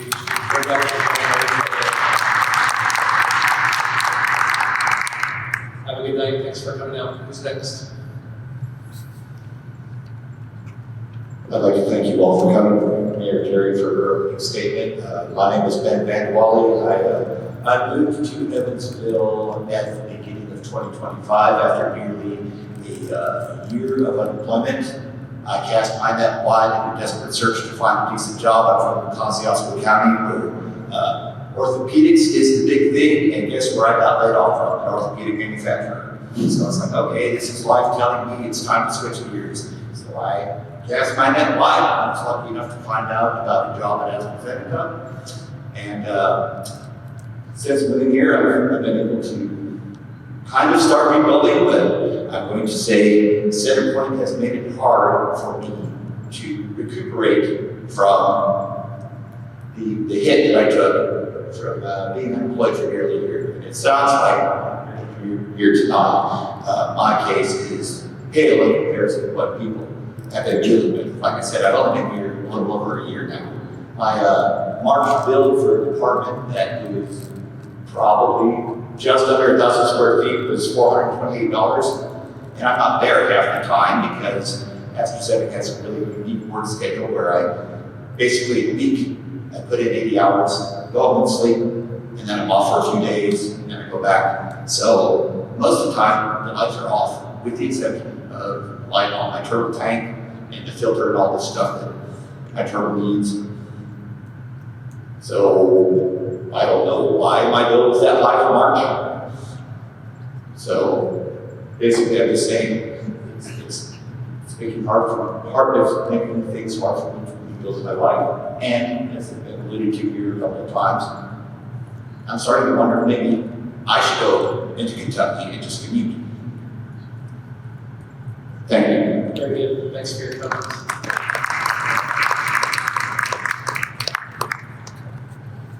Is this our last gentleman who wants to speak? You want to go too? Okay. 2 more. Thank you very much. Hello. My name is Steve Firm. I'm a longtime resident of Evansville. I want to try to put my story in comparison to some of these other marginal stories we've heard, I really don't think I stack up, but this is what affects me, so, I mean, I don't affect, it's not the same as some of the other stories you heard, but here we go. So a long-time customer of Citico, then Vectoring, then CenterPoint, and the whole time, over 35 years of working with this utility, I've never had a bill over $400. I'm gonna step back to that, maybe it was 430 or something like that, but that was my high bill. That was my middle of the summer, air conditioner running full blast, can't stop, day and night, electric bill. Last June, for the first time ever, I got an electric bill of $631. Now, it's not as high as some of the other people here, but it's very high for me. And I was highly suspicious that this bill was wrong. I contacted CenterPoint, was on the phone with them for over an hour, and I didn't get any resolution on to. I highly suspected that my meter was bad. I could not get a hold of anybody to tell me about my meter. I did file a complaint with the IURC, and when the governor, when the governor announced the visiting chairman for the OUCC, I contacted them. I got a case number 45990. Since I got a letter that tells you the case number, I've heard 0. So I don't guess I'll ever get a new meter, get my meter checked or whatever, but that just went nowhere. Okay, so back in June, I began a budget billing cycle, and I guess based on a year or whatever I had been paying from CenterPoint or whatever, they came up with a number. And that budget billing number was $291. First time ever, always paid the bill off every month, never had a balance with them. $291 sounded like a bonus because they wanted $639 for me.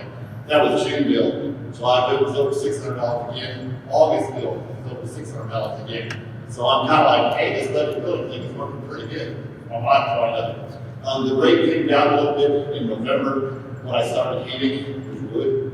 And I'm all electric, so it wasn't no gas bill on too. So November and into December, I was on the good side of it too. But then January, CenterPoint adjusted that rate. They decided that that budget billing was working too much in favor for me, and they wanted to get back to where they were. So based upon what CenterPoint knows about my bill, which is the rate now and future, my bill went to $411.13, up $120. That is a 41% increase by their numbers. That's them telling me that my rate went up 41% in 1 year. Now, when I went to the town hall, or whatever the meeting with CenterPoint is, they told me it was the blame. It was you. You. Like the finger being pointed at you, that's exactly, they told me the reason why my bill was the way it was. Because you, this board right here, approved it. CenterPoint has a scapegoat. It's you all, right there. If you don't like it, you better know they're blaming you. Nothing CenterPoint is doing is illegal. As much as people complain about CenterPoint, it's all legal. It's been allowed by you, this board right here. This is where my frustration lies. In your first presentation, you had slides up. One of the pillars that you represented was affordability. You failed. You failed miserably. We're the victims. Something needs to be done. This rate increase needs to be repealed. Repealed. It's too high. We got people suffering all over. It needs to go away. We need to have a public input into this thing too. And CenterPoint's monopoly, by God, break them up. Break them up. Let some outside competition come back in. This is unsustainable. Energy prices are up, food prices are up, taxes are up, everything is up. We're all feeling the squeeze. Again, it's nice to have a statement though. Shoot. How you like it? CenterPoint put the finger on you. Respond. Do something. Do your job.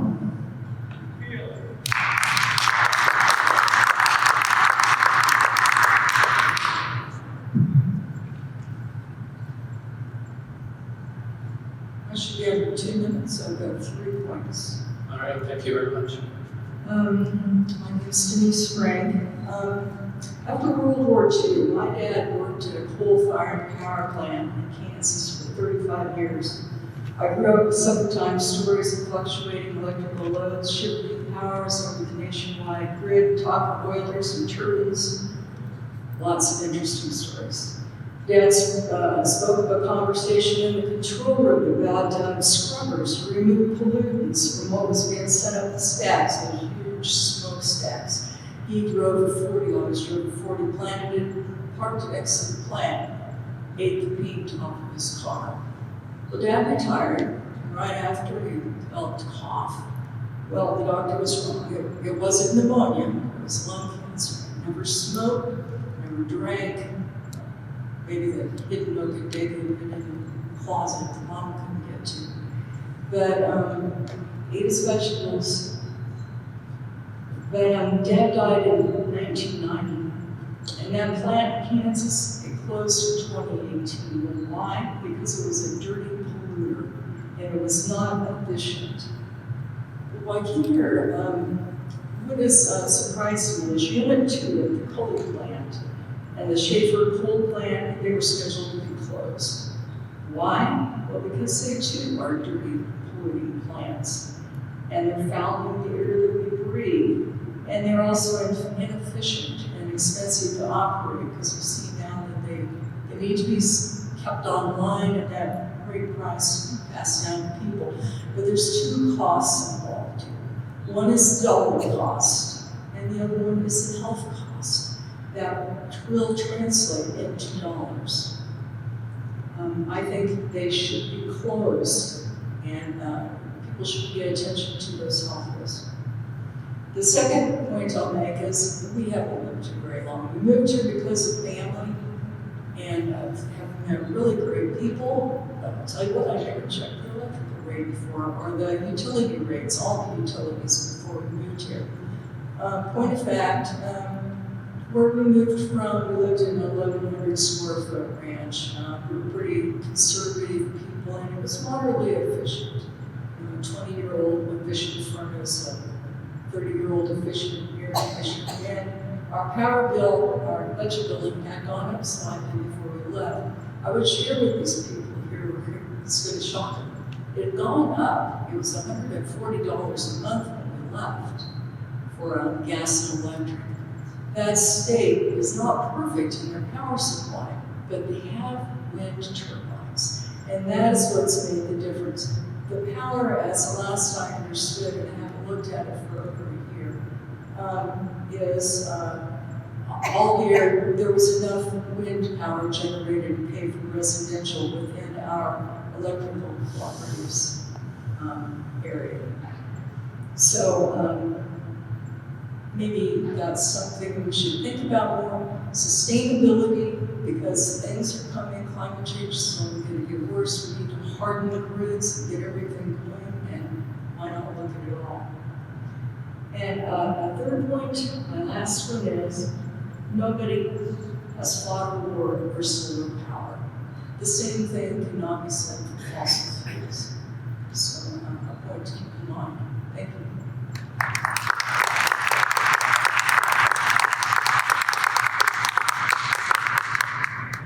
Well, on behalf of my fellow commissioners and the IURC, thank you very much for coming out tonight. All of you who spoke, those of you who did not, and hopefully some that have participated by filling in some comment cards out back. We came here to hear from you. We came here as an IURC that's trying to be more responsive and responsible. We came here to be held accountable. For my sake, when I was not here at the rate hearing a year or two ago, when you guys showed up, you showed up then, and I was told by your mayor, I was told by Representative Burton, I was told by Senator Tomes, I was told by Senator Becker, who I worked with just many months ago, of this issue. It's not new. I hear you. We are in the process of trying to come up with resolution.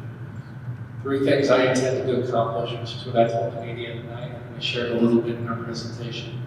One is we wanted to reintroduce the IURC to you, so you know who we are, what we do, and some processes of how we work. Two is, I as chairman with my colleagues up here and my entire staff of 73 people are looking for short-term action steps that will come out of this process.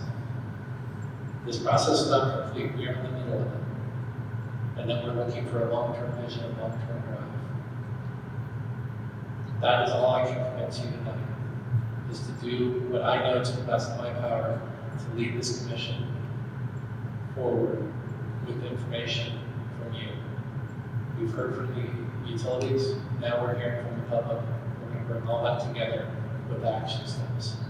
So again, I thank you for your participation. We will continue through this process, working towards the final report that will come out in late May or sometime in June. So have a good evening. Thank you again for coming out and press and